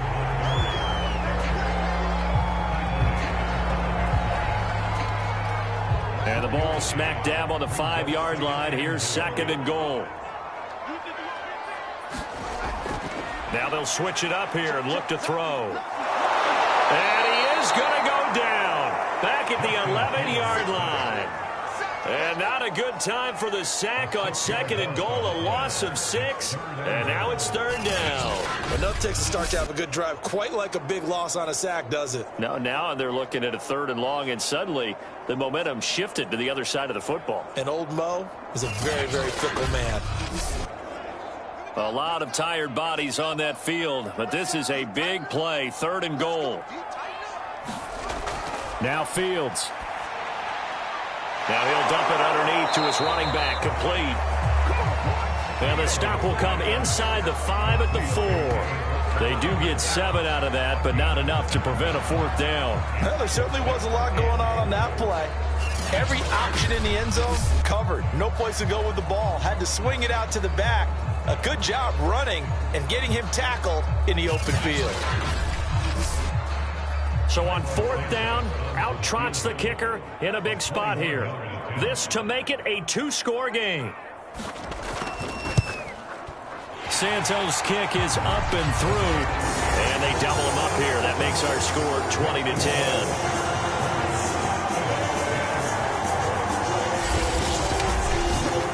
So that CD, an important one here in the 4th quarter. And that importance cannot be overstated. All eyes on both sidelines were staring that one down all the way. The significance is that they made it a two-score game. Still lots of time left to go, but likely that was their goal to start of the drive. Get 3 points, make it a two-score game, and they were able to get it done. Philadelphia's offense ready to go again. And the complexion of this one has changed a fair amount. That last field goal made it a two-score game, so they need to get points out of this drive relatively quickly. They'll come out throwing here to start the drive. That'll be caught. It's Rager. And he's taken down right at the 45-yard line.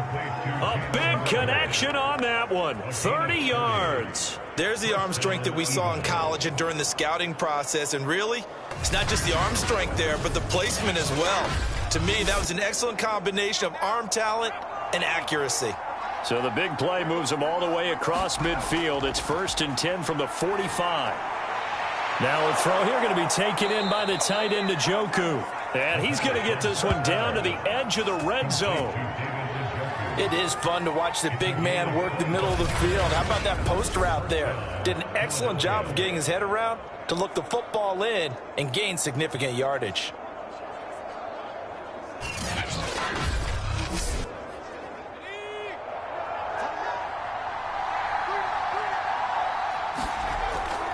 They'll run on 1st down. It's Sanders. And not able to break away this time as they're going to stop him right around the line of scrimmage. He'll lose a yard there, and it's 2nd and 11.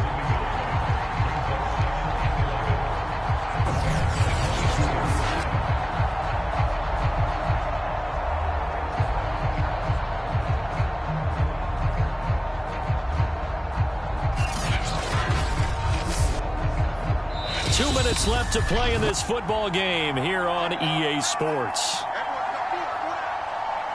So it's Eagle football here as we get you reset. And let's see what they've come up with offensively after having time to talk it over. Now he's going to swing this one out to his running back.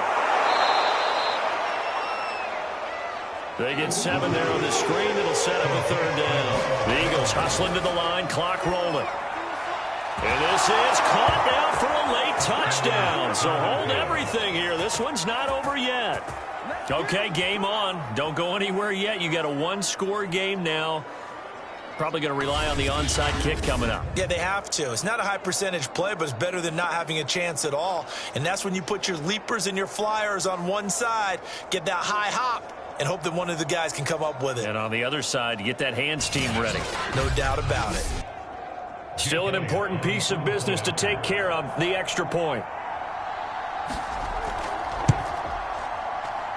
It's up and good, and the lead's now down to 3 at 20-17.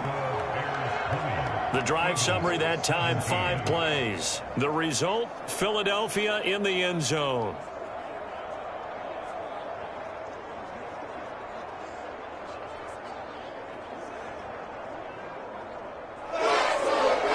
After the touchdown, here's Elliott on to kick it away.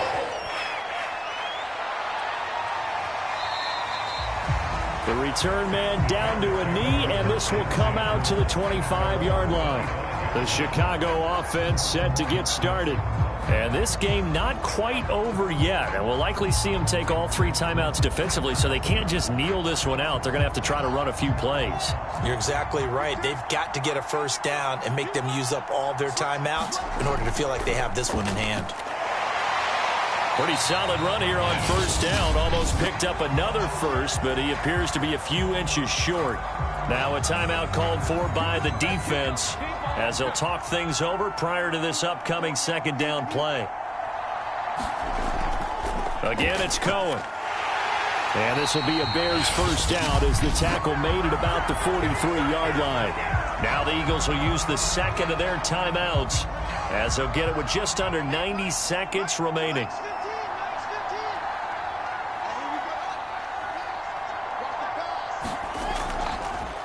First down, a run with Cohen. And he sneaks his way forward only for a couple here. 2nd down.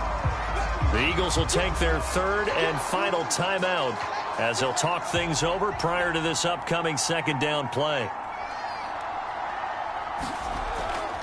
Now a shotgun handoff to Cohen. And taking it across midfield and just shy of the 40. 43 yards rushing for him now, and he's carried the ball just 5 times. I have to chuckle to myself a little bit, Brandon, because right now I could be in that huddle with that offensive line. I know exactly what they're saying. If you call a pass play here, we're going to call timeout. Run the football. We've got control of this thing. Get him behind us and let's go. Their time to shine.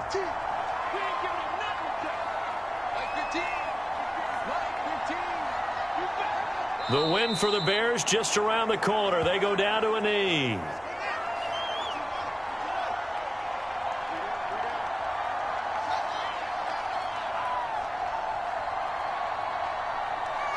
Down to a knee one more time, and that should just about do it. So this one in the win column for the Chicago Bears, and they were really helped by their defense, forcing 3 turnovers. I think what we saw in this one, today's defense. And what I mean by that is in the old days, pitching shutouts was big time. That was paramount. But the big thing was holding people down, holding down their yardage, right? Don't let them throw the ball through the air and gain a lot of... But now, it's about taking the ball away. Taking away possessions, getting the ball back for their offense. They had 3 takeaways in this one, and it led them to victory. So for Chicago, it's an important win for their postseason hopes as they at least get back to 4-5. And they will hit the road next week.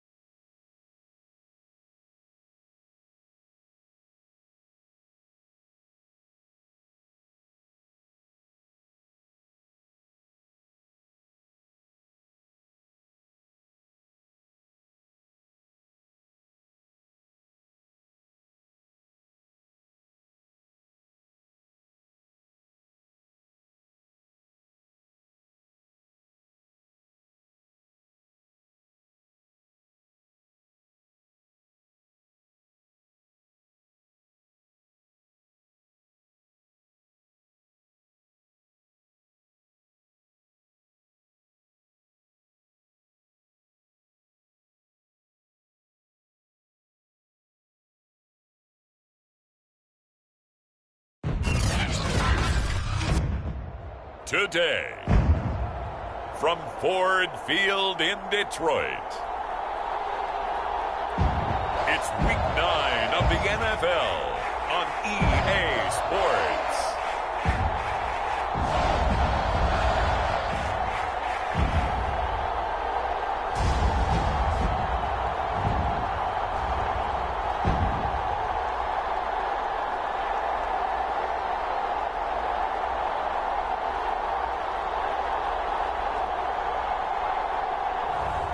It's the Detroit Lions taking on the New York Giants. First opened in 2002. There's a look inside Ford Field here in down.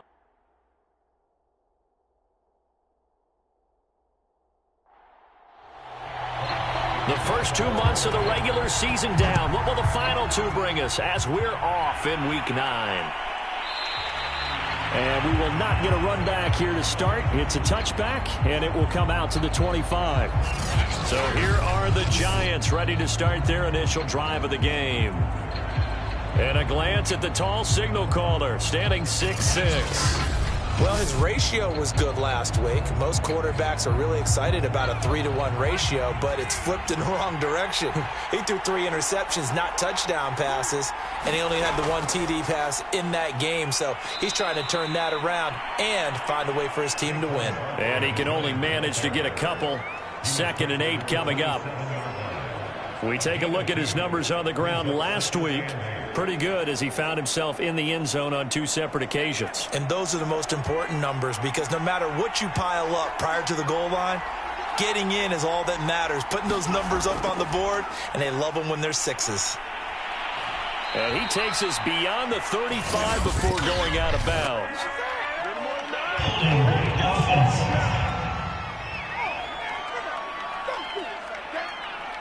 Now they face a 2nd and long following the holding penalty.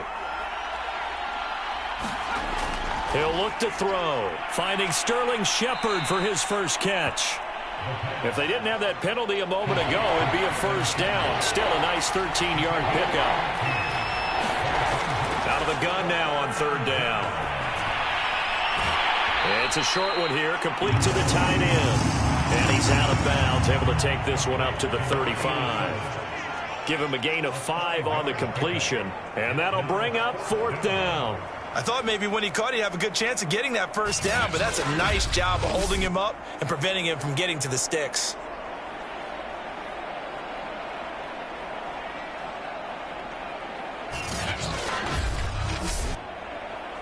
Fourth down, so on is the punter, Riley Dixon.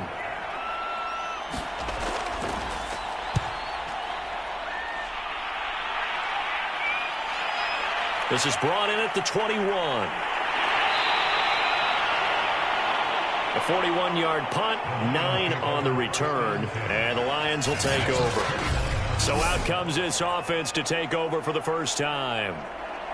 And here's a look at their leader, standing 6'4". And what I'm looking for from him today, the things every quarterback is looking to do. Lead his team to a victory. Doesn't matter whether he's throwing it, running it, handing it off, however he has to do it, as well as exhibiting some leadership, that's what he's trying to accomplish. And he gets this to the 35. Good for a gain of 5. The numbers for him from a week ago, 5 catches, 70 yards. And he's able to pull that last pass in, but this is usually a pretty tough unit to try and maneuver against.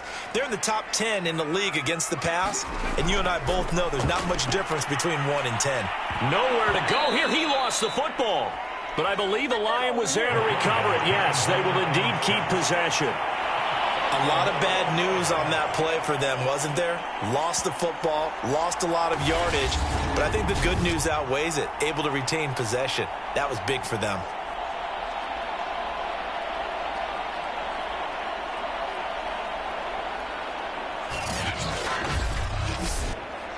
So danger averted for the moment, but now here's a 3rd and long.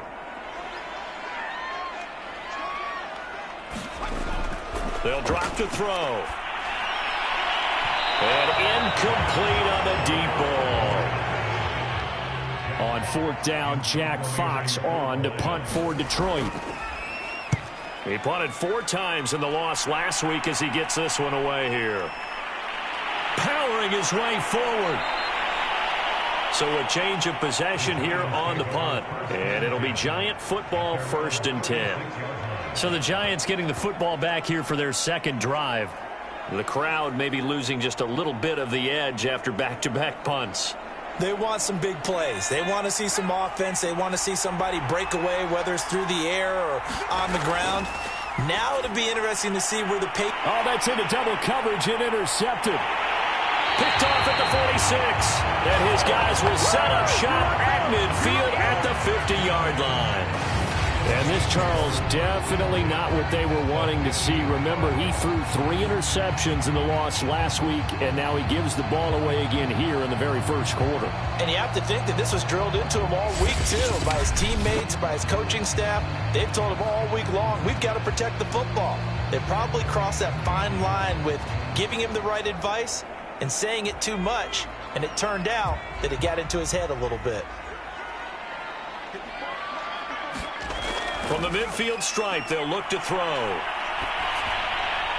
Oh, this one incomplete. The pressure got to him as he released it.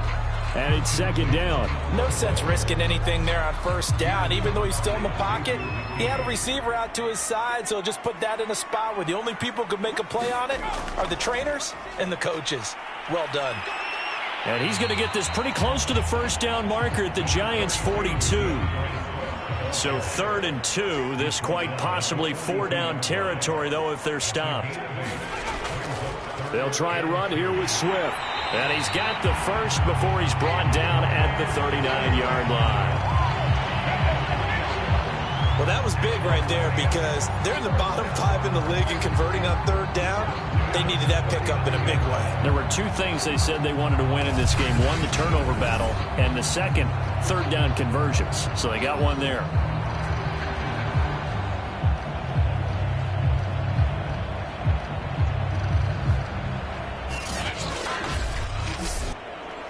So from the 39 now, they'll come up on a 1st and 10. Now a toss for Swift left side. And he'll be brought down, losing yardage back at the 40. Officially, it's a 1-yard loss. That's going to bring up 2nd and 11. How about the job there on the outside? Shed the wide receiver and was able to make the tackle on the perimeter.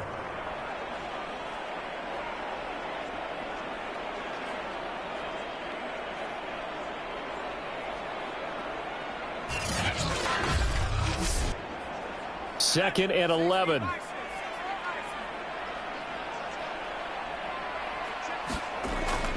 They'll look to throw. And his throw here's incomplete.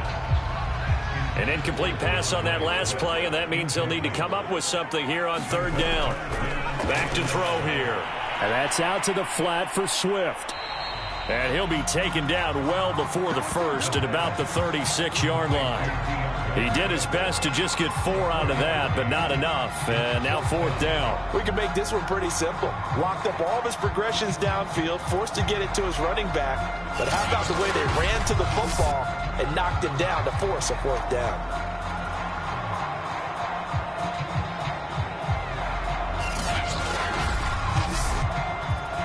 On now is Seibert for the Lion field goal. From the left hash, this from 53 yards out. Seibert able to knock this one through. And the Lions are going to take a 3-0 lead.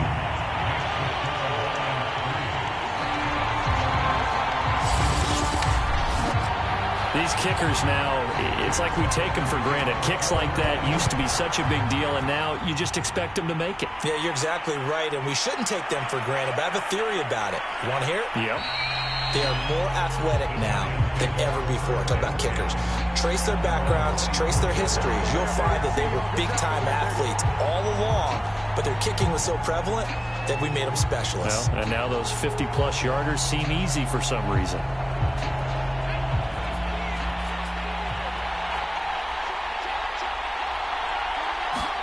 They go back to the air here after the INT on the last drive. And that's going to be incomplete. Too tough to hold on to that one. It's 2nd down. One thing you hope to see out of a rookie tight end is a real concentration when the ball's in the air, and I'm not sure that he didn't, but he has to be prepared for people making a play on it when that ball's up for grabs. So now 2nd and 10 after the incompletion on 1st down. Looking to throw. And the Lions pressure too strong. Down he goes. Romeo Okwara able to run him down for a loss of 12 that time. Now Charles dealing with a 3rd and long. They'll have to try to go back to the air again and this time avoid the sack. Certainly hard to try to establish momentum when all you're doing is going backwards, not protecting the passer, and he gets dumped on his backside. After the sack, they'll come up now 3rd and long. Yeah, I wouldn't be surprised to see them run the ball here just to try and get some space. No run call here. They'll look to throw instead. It's a short one here, complete to his tight end. Just a 5-yard pickup, and it leads to 4th down. So they wind up throwing it against your advice, but the result still a 4th down. Well, it did turn out to be a safe throw. And you know how sometimes coaches talk about using short passing game as a run? Essentially, that's what they did there. Now they can kick it away. Here's Riley Dixon now, standing just outside his own goal line.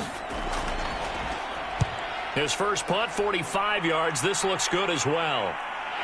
Returnable here from the 38. They juked him.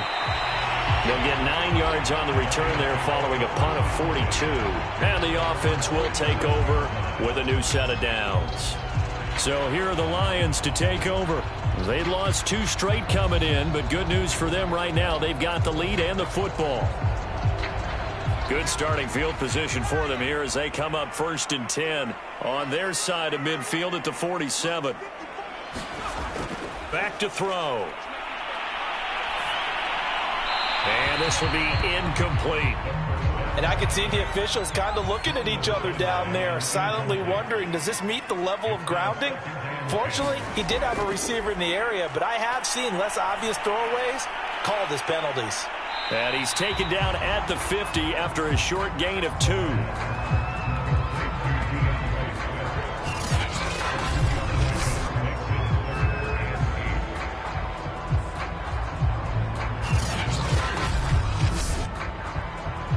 In the secondary now for the Giants here on 3rd.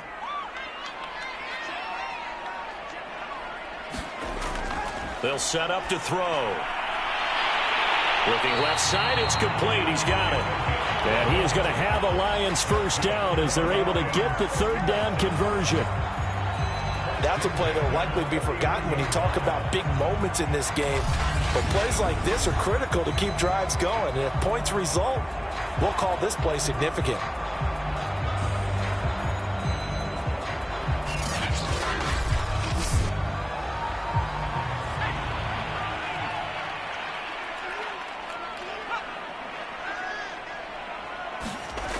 On 1st and 10, it's Swift.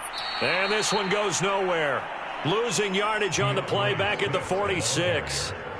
He lost 6 there on the first down play. As a linebacker, you're taught to stay just slightly behind the ball carrier just in case he makes a cutback. But when you find the gap, shoot it. And he found it all right. Took it straight into the backfield and made the tackle for a loss.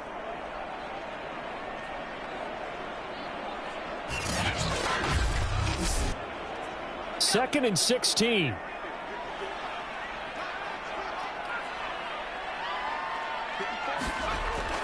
They'll look to throw here.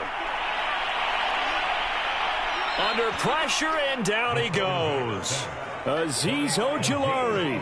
What a play by him. That's going to go as a loss of 13. They just gave up a sack there, and if I'm not mistaken, they gave up 4 last week, didn't they? Yes. And just looking really porous, aren't they? They really are, and I'm wondering if they're going to have to start thinking about keeping the tight end in, maybe a back, someone to help assist, because right now, their quarterback's been getting hit a lot in the last couple of games. Need something from deep in the bag of tricks here after 1st and 2nd down went backwards. It's 3rd and very long.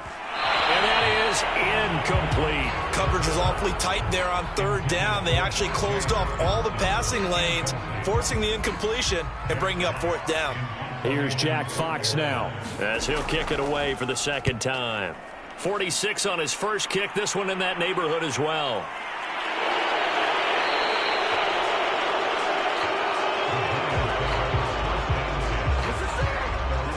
New York set to take the field. They've shown precious little here offensively thus far as they try again with a first down now.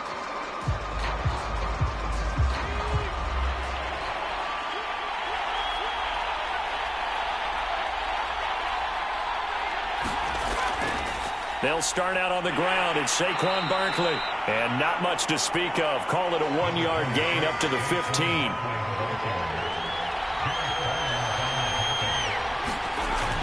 On play action, they'll throw. Well, trying to fit it into Shepard, but it's intercepted. Picked off at the 25. And he will bring it back. An interception return for a Lions touchdown. A big play there by the rookie. An interception followed by the return for 6 points. If you want to be accepted by your teammates and coaching staff, make plays like that.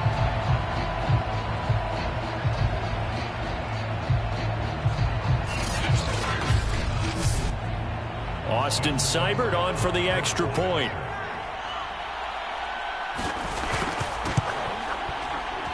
He's got it, and now it's a 10-0 lead here in the opening quarter.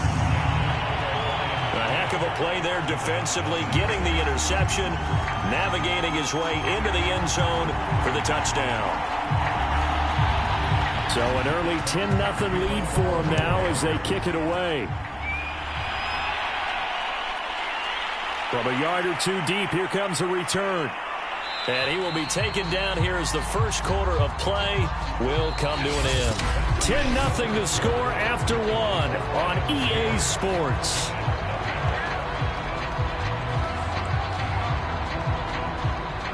The Giants offense at the line, ready to begin their next drive. Not only are they in search of their first score, they're in search of their first down in this ball game as they come up 1st and 10. They'll contain him to just 4, 2nd down.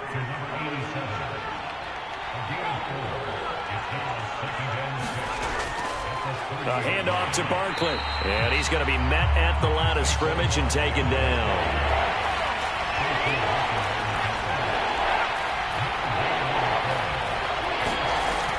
On 3rd down, he'll drop to throw. This one goes out wide for Barkley. And he will be very close to a 1st down, but I see the closed fist of the referee, and that means 4th down. Well, it wasn't a big strike, but that completion put them in really great range. What do we have now, 4th and inches? Yeah, it's not more than a half a foot. You know what I would do here? You would always go for it. I'm one of those guys.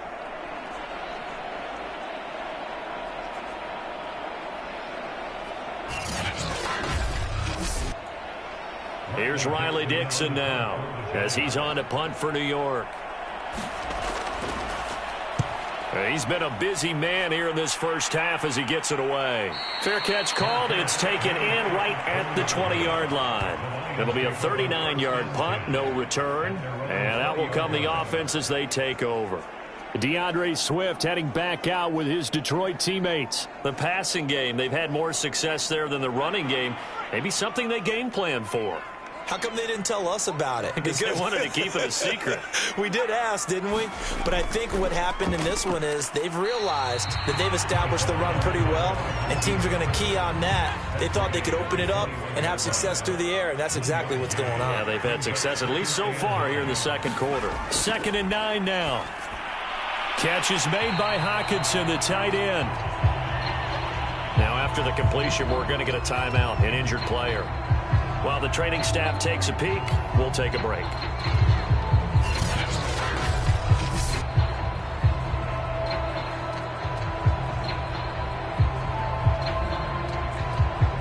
The Lions on 3rd down, 2 for 5 to this point. Here it's 3rd and 3. He'll drop to throw. And a quick throw here, that's complete. And he is going to have a Lions 1st down as they're able to get the 3rd down conversion. Good strong throw and catch right there. And so far in this game, the alleys have been open for them to get completions, and they're taking advantage of it.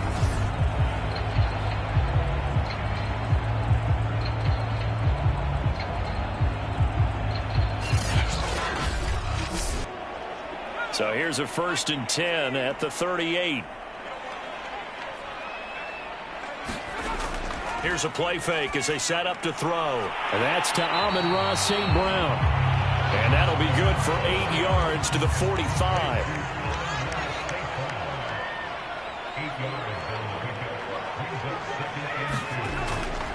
On 2nd down, Swift. And this will wind up a Lions 1st down as the tackle made at about the 43-yard line. Although his reputation as a speedy runner precedes him, it's always fun to watch him work. It is eye-opening, isn't it? Because when you see him get the ball and just go, in addition to that speed, it helps out his blockers. They don't have to hold blocks for long because he's just going to speed right past them. So the drive takes him into Giants territory now. 1st and 10 at the 43.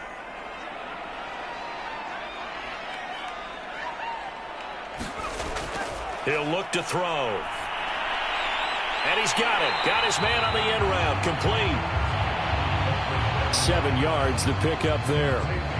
Fired that one in there, able to make connection on a nice in route. With those faster passes when they're going that fast, any hesitation as a quarterback that the deflection, if you miss, might be bigger and lead to an interception? Yeah, and the deflection works both ways. Maybe a defender gets a hand in the way and it pops in the air. And sometimes you throw it so hard your receiver can't handle it, and he pops it up in the air for the defenders to grab as well. But a moot point there as they were able to connect. A first carry now for the BYU man. It's Jamal Williams. And not only will he not get the few inches he needs, he's going to go backwards.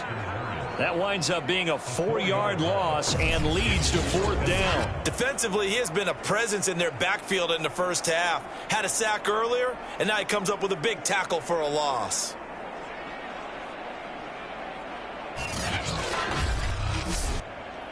So out comes a field goal team now for the second time here today. This officially a 55-yard attempt. And that's off the right upright, and it bounces away, no good. And this score will stay right where it is.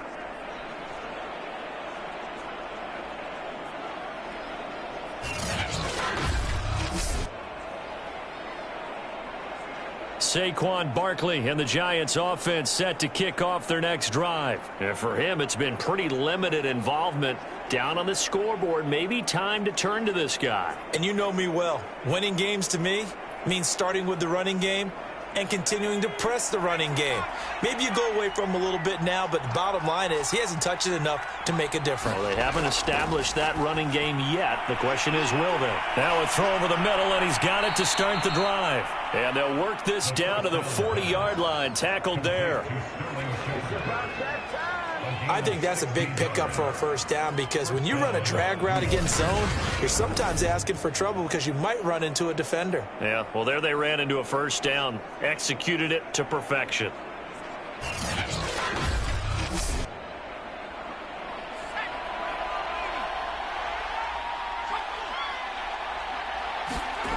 Now on first down, he'll drop to throw it. They'll set up the screen to Barkley. And the stop here will come at the 38-yard line.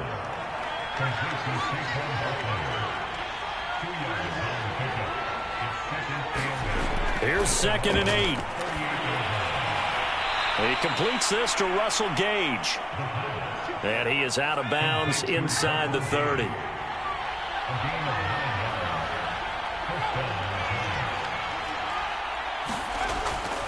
A first down carry for Barkley. Stopped at the 24-yard line after a gain of 5. And there's a run to be happy with. Good, solid yardage. He'll take that anytime you hand the ball to a back. The first down run got 5. Here's 2nd and 5. They're going to look to throw. Here's Tony on the quick slant. We've hit the 2-minute mark of the first half. 10-0 our score.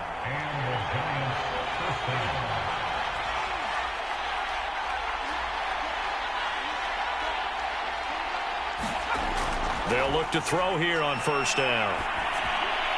This is caught. Touchdown.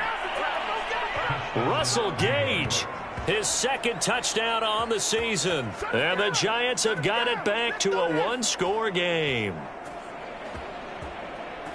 Coaches must really like to see that from the quarterback, because he's had the interceptions in this game, but they're able to connect on the touchdown pass. And teammates love to see that, because they know that they miss blocks during a game, but they come back and make them later on. They miss tackles, right? They miss making plays, but the spotlight is magnified on your quarterback. And when he stands up to the pressure and comes back and throws a touchdown pass after throwing some picks earlier, they feel great about that guy. And likewise for him personally, as a rookie quarterback, has to give him more confidence. Extra point try good by Gano. And the lead is down to a field goal. So the drive there took 6 plays. And it was polished off by a Giants touchdown.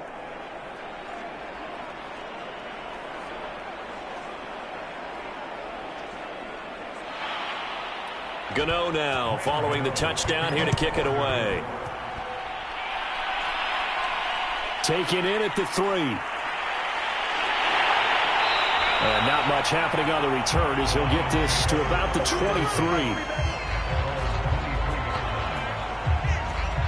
DeAndre Swift heading back out with his Detroit teammates. A good job in the passing game, decent job in the running game, but really they've been more effective through the air. We'll see if that shifts at all as this goes on. Thus far, it feels like they're calling this game in reverse. Normally you run to set up the pass. Here it feels like they're passing, hoping to set up the run and be more effective later on in the game. Yeah, you can do it both ways. We usually talk about it in the reverse, however. No doubt about it. 2nd and 2. And he will find his man on the end route, complete. And he slips up past the 45 before being tackled. So many times in my career, I've heard coaches talk about completions are one thing. But as long as we're there at the catch and we get guys on the ground, we can live with that. But if you're going to give up 10, 12, 15 yards after the catch, then your defense is going to be in a lot of trouble.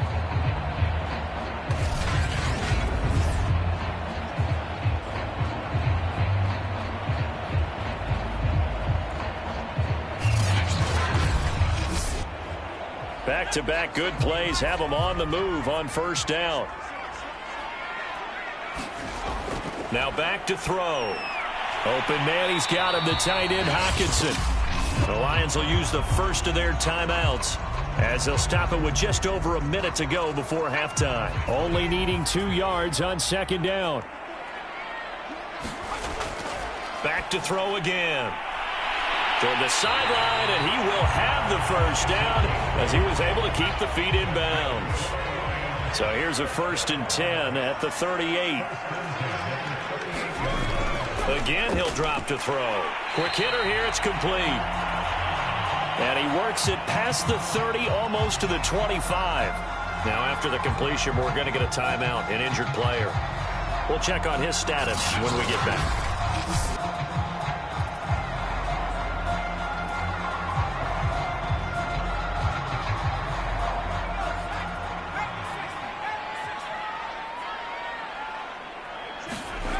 They'll stick with the passing game as he looks to throw. He's going to get that to Swift underneath. Down he goes at the 23, a pickup of 4. They'll look to throw again. Open man right side is St. Brown. And they're going to have another 1st down as the tackle's made at the Giants' 12-yard line. And the Lions quickly now going to use the last of their timeouts as they'll stop it with 14 seconds to go in this 1st half. From down at the 12, it's 1st and 10. They'll set up a throw. He'll be hit and taken down at the 21. They'll wind up losing 8 on the sack there, and it's 2nd down. So we've reached halftime here in Detroit with the Lions out on top. As we send you down to Orlando, where Jonathan Coachman has our EA Sports halftime report. Coach. Okay, all right, Brandon, thank you very much. Hi again, everyone. Let's get you caught up with what's going on around the NFL as we are officially into the 2nd half of the season.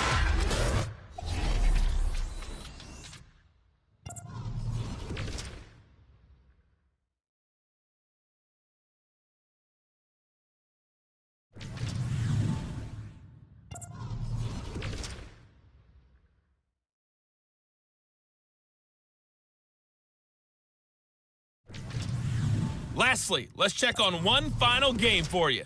And you can see they are scoreless as they play the 2nd quarter.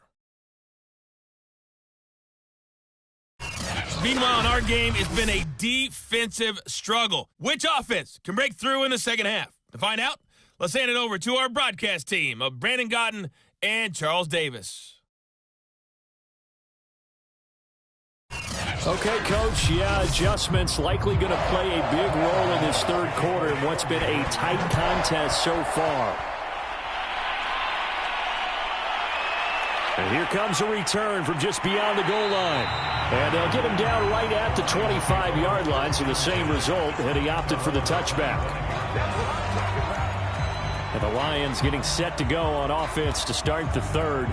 And they've got the lead. CD, what do you think the message was at halftime? I don't think the message was too drastic, I think, at the half, or that they need to change things too much. I do think the offensive line could play a little bit better, And I think they'll try and help them out more. They'll probably keep a tight end in a few more times and maybe add a running back to the formation to pick up those pass rushers because they probably allowed a few too many sacks for comfort in the first half. And he takes us up to the 40-yard line before being corralled. As they began this drive, I was wondering how they were going to attack since they're playing with the lead. Would they continue to try and push the ball downfield? Well, after one play, it appears that the answer is yes.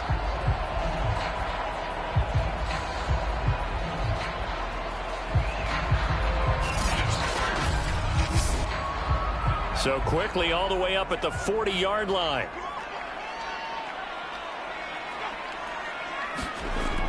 From the gun, here's Swift. And he takes this up right near the 45-yard line. 5 yards is the tally on first down. That brings up 2nd and 5. Running lanes were at a premium in the first half, but he's able to find some room there, and he's hoping that that's a precursor of a big second half.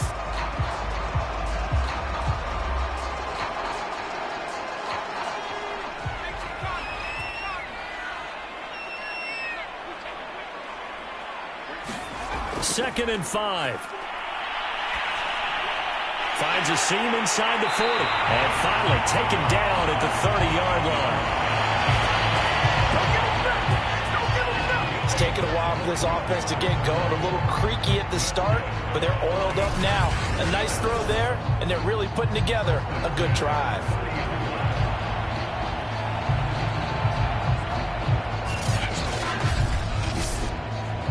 So the drive takes them into Giants territory now. 1st and 10 at the 30-yard line. And this will be incomplete. Physical play on the football there, and it's 2nd down.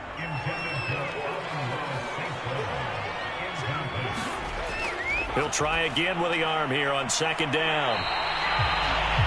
They get 7 out of that, so they're left with a 3rd and 3.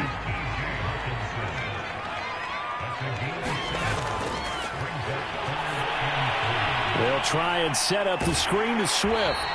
And he is out of bounds, looks like right at the 15.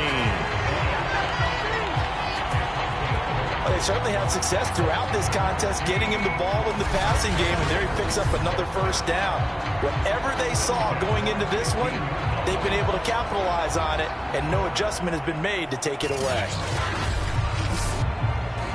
Line of scrimmage, the 15. It's 1st and 10. They run out of the gun with Swift. And he's able to get this inside the 10 now to the 9. 3 yards remain for 2nd down. From the shotgun, he'll look to throw. Escapes this, but he can't get away forever, and down he goes. Azeez Ojulari picks up his 2nd sack of the afternoon.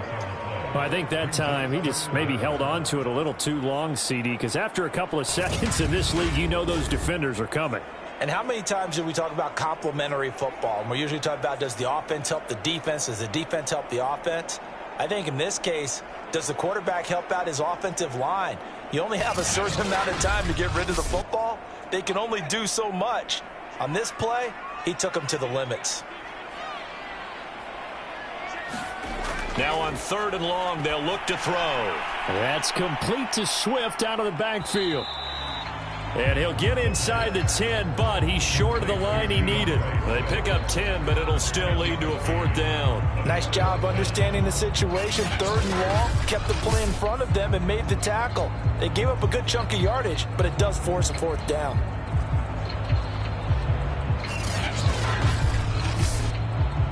On now is Seibert for the Lion field goal. From the left hash, a chip shot here.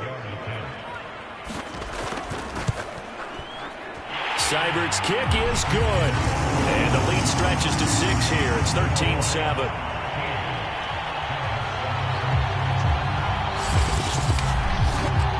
So it was a 3-point lead at halftime, and they doubled that with a field goal here. And I think defensively, you've got to be okay with that because you've kept this game within a touchdown. Your hope is that you've inspired your offense to put a drive together, get in the end zone themselves, and hopefully get you the lead. And makes it across the 20 as his guys will set up shop at the 23-yard line. Here's the Giants offense now getting set to start the third quarter. And they're hoping to redo their efforts in the last drive when they got into the end zone. And just think of what it's like now on the sideline, because when you score a touchdown, you have to go over and look at the tablet and see what you did on the last drive.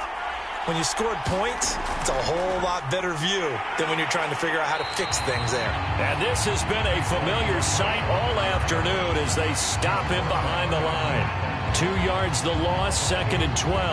I think this running game, or should I say lack of one, is making this defense look better than what they really are.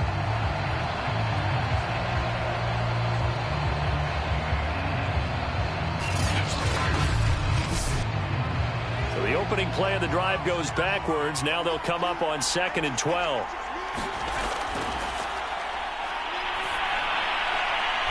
Open receiver, that's Caden Smith, the tight end.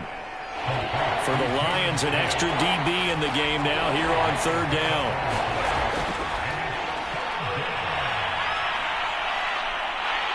And under the Lions' pressure, he's brought down. Romeo Okwara able to get in there for his 2nd sack of the afternoon. He was still looking through his progressions and going through his receiver options, and while he was doing that, the defense got to him quickly in the pocket. And it was a great example of zone coverage. Well executed, well coordinated. All the receivers were covered, and he couldn't evade the rush back in the pocket.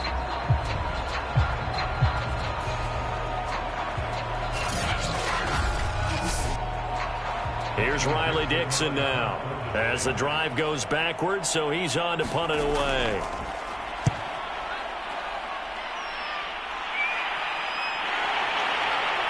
And he's able to take it across midfield before going out of bounds. That'll go as a punt of 34 yards that time. And the Lions will have excellent field position here as they take over 1st and 10. Here's the Detroit offense now as they head back out onto the field. And last time they got 3 points, but it was a chip shot field goal. And when you go to the sideline after a chip shot field goal, maybe the offense not too happy. It's a balancing act, isn't it? Because you're exactly right. They're none too pleased that they didn't punch it in for 6 points. But they also have to remember they did put points on the board. 3 points is 3 points. And in this league, you take points when you can get them. Not easily done. So they'll come up 1st and 10 now from the 33. On the handoff, this is Swift. And he'll maneuver his way forward for about 4. 2nd and 6. Now after the running play, we've got a man down on the field. While the trainers take a look, we'll step aside.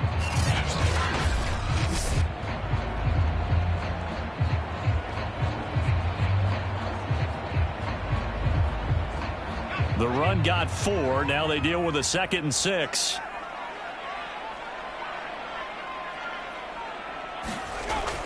They'll stay on the ground with Swift. And he'll be a couple yards shy of the red zone here at the 22-yard line.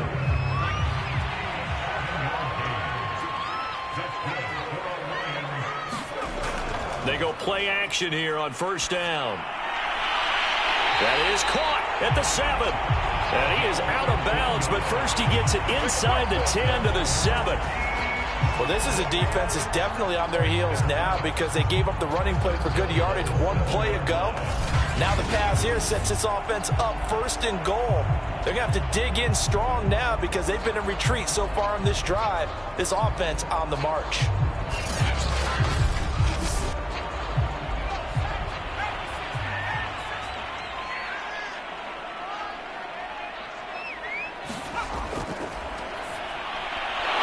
And that one drops down, incomplete. Good coverage there, forced the ball free, and it's 2nd down. Back to the running game with Swift. And that'll move him a little closer as he takes it from the 7 down to the 4-yard line. And, Brad, they went to a nickel defense, and that's a surprise this close to the goal line because ordinarily you use the back end of the end zone, the sidelines as extra defenders, and you want bigger people on the field to try and help against the run. A big play forthcoming. Here's 3rd and goal. Out of the gun, they'll look to throw. And that is caught. Touchdown, Detroit. A great effort there. His 4th touchdown on the year. And the Lions add on to their lead. circle that drive because that might be one to remember. Well executed to give them a little cushion. Well, let's take it into the boxing ring. You talk about them commanding it, keeping the fight where they wanted to, whether it was in the center of the ring or putting them on the ropes because it was jab, jab, jab. And finally, the haymaker to put that drive away. They'll try and throw for it. And he'll be hit as he releases it, and that'll fall incomplete. Popular down near the goal line, quick slant. Nice job there to get in, knock it away.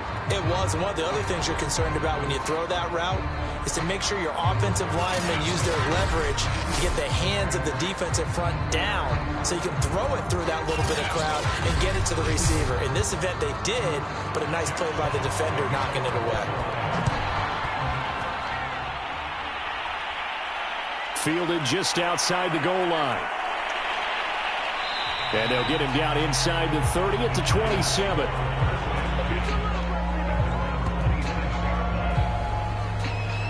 Another drive coming up for New York's offense. These guys had to punt their last possession, and that's become too familiar of a refrain. Too many of these drives just wound up going nowhere. Well, you know how in baseball, when the pitcher gets a base hit and he's on base, they bring his jacket out to him to keep him warm? A lot of times the punter goes to the sideline, puts on sweatpants or a wrap over his leg to keep it warm. He might need a massage from the trainer right now from all the work he's getting.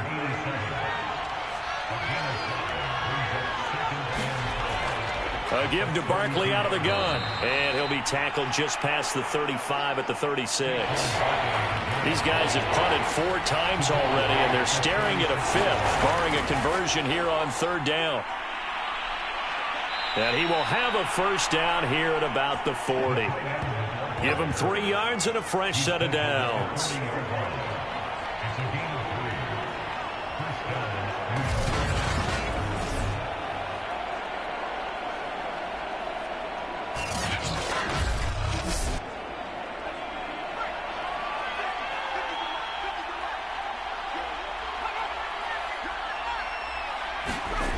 On first down, he'll drop to throw.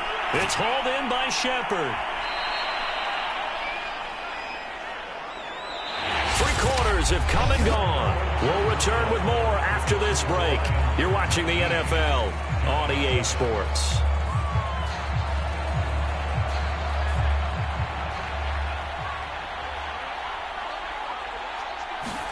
Second and 4. Completes this again to Shepard.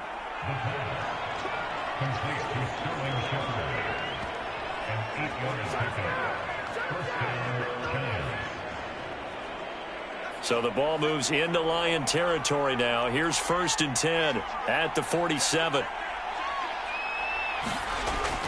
He'll look to throw. He's going to have the hook up to Gage. And they'll get him down after a pickup of 8. 2nd and 2.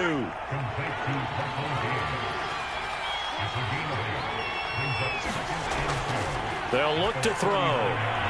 Firing quickly here, and that's complete. From the 32 now, here's 1st and 10. That was a route run not just with dexterity, but with intelligence.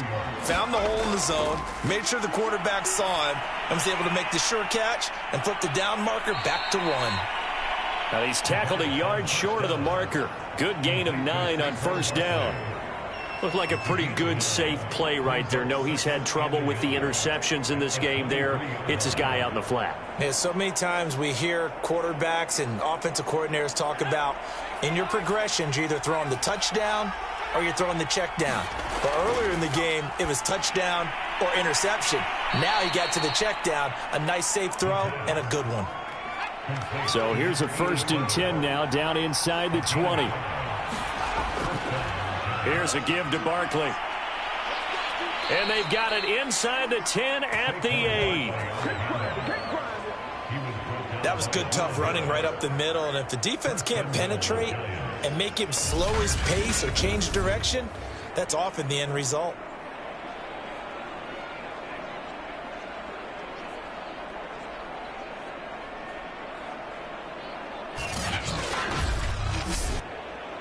First and goal, and they got to be thinking a chance to get right back into this football game.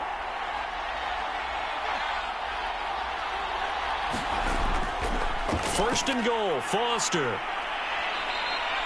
A nice pickup of 6 there to get him closer to the end zone, and it'll be second and goal.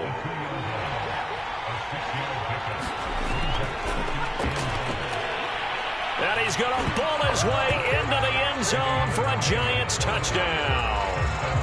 Benny LeMay, his first touchdown on the year. And the Giants have made it a one-score game again here in the fourth.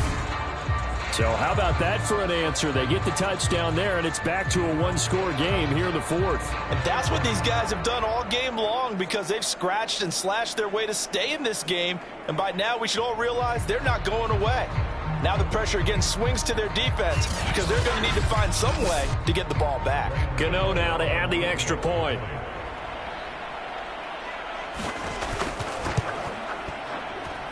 And this is back to a 5-point game. That one in the books as a 12-play drive. And it's culminated by a 2-yard touchdown run.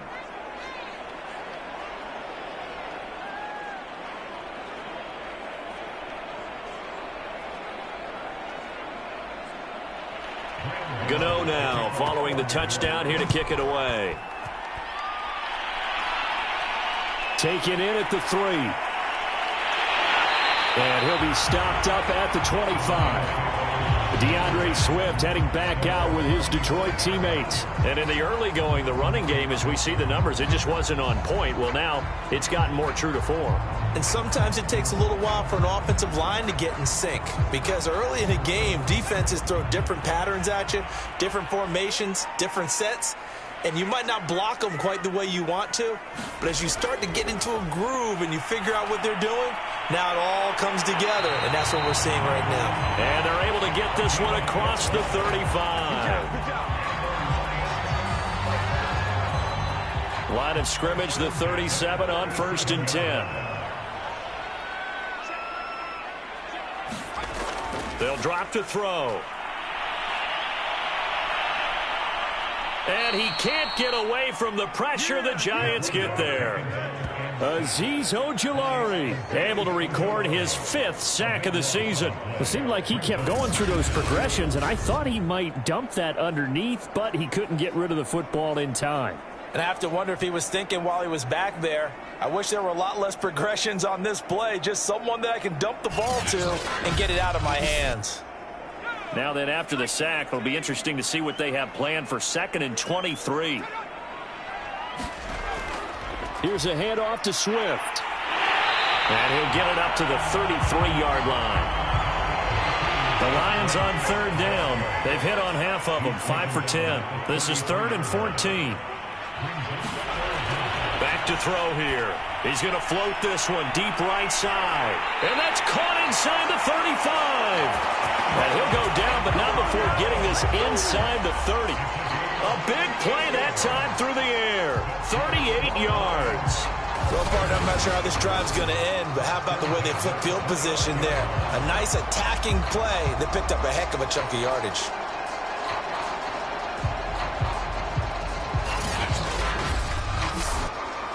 So now then, the big play has them all the way inside the 30 now, 1st and 10.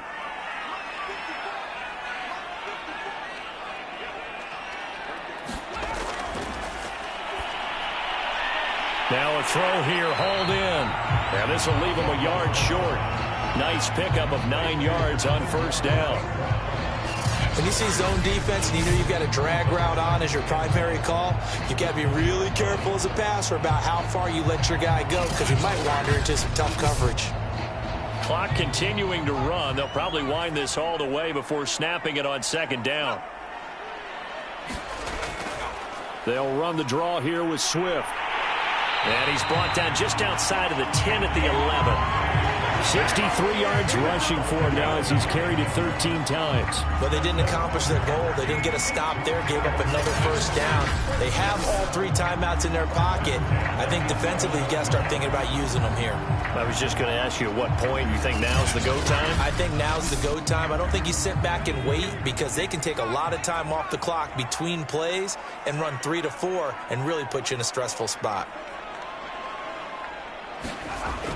They stay on the ground. This time it's Williams. And he is going to be stopped cold behind the line of scrimmage. 2 yards the loss, 2nd and 12. I think sometimes when you're trying to get after the quarterback, maybe it's better to be lucky than great, because I think on that one, he's just trying to get upfield and rush the passer. Instead, the tackle for the loss landed right in his lap.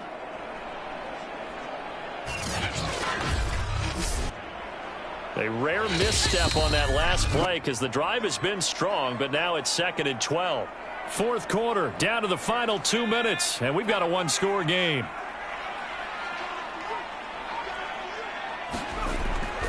On 2nd down now, Swift.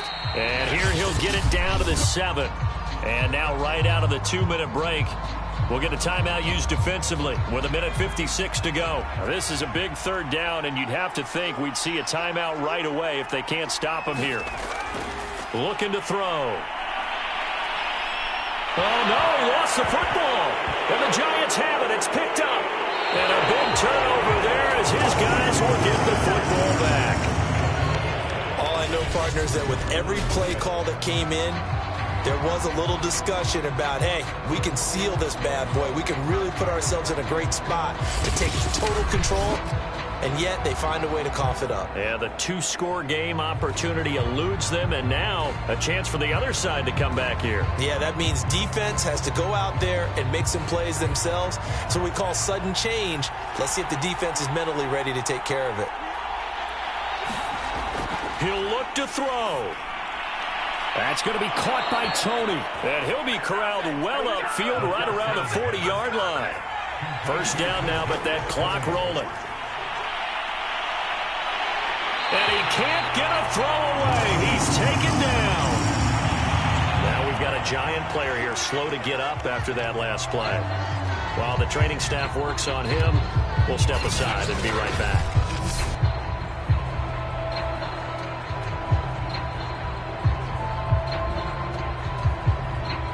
Well, they're in some hot water now. After that sack, it's 2nd and 21.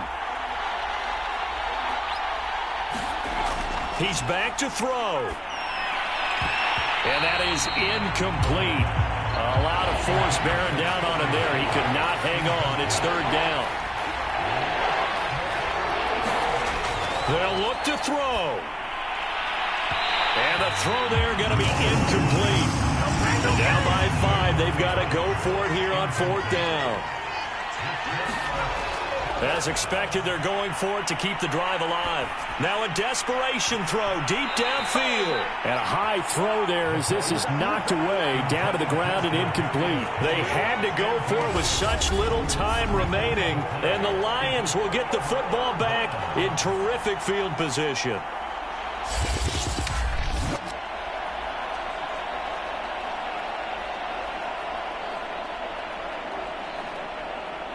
And Detroit back in possession of the football. And this one all over but the shouting, you might say. Now, there's one timeout remaining defensively, but probably no real need to use it here. Yeah, the only time they would use it, strictly for pride.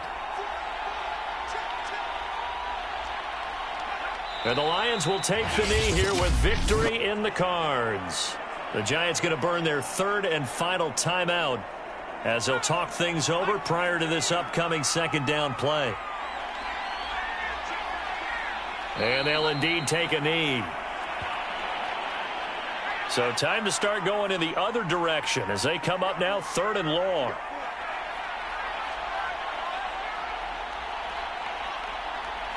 Down to a knee one more time, and that should just about do it. So on 4th down, out trots the kicker in a big spot here. They'll put it down right at the 40, so call this a 50-yard attempt. So this one's over. It's a win for the Detroit Lions, and it wasn't really always pretty. They had their bumps and bruises. Really, both sides did, but they did what they needed to do at home to get the win. Yeah, they really had to grind this one out, didn't they? Because nothing came easy. Every snap was a major league brawl. They had to win at the line of scrimmage, win downfield. They got all those things accomplished. But to win a close one like this, you know, every team wants to be physical. We've heard that a million times, right? But those who are mentally tough, those are the teams that you have to deal with in the playoffs. This was that type of a game. So for the Lions, it's an important win for their postseason hopes as they at least get back to 4-5. And they will hit the road next week to take on the New York Jets. Meanwhile, for the Giants, their season is on life support somewhat now at 3-6. And they'll be on the road next week as they get a date with the Jaguars in Jacksonville. So for our entire crew, alongside Charles Davis, I'm Brandon Gaudin. Thanks for watching, everybody. We'll see you next time.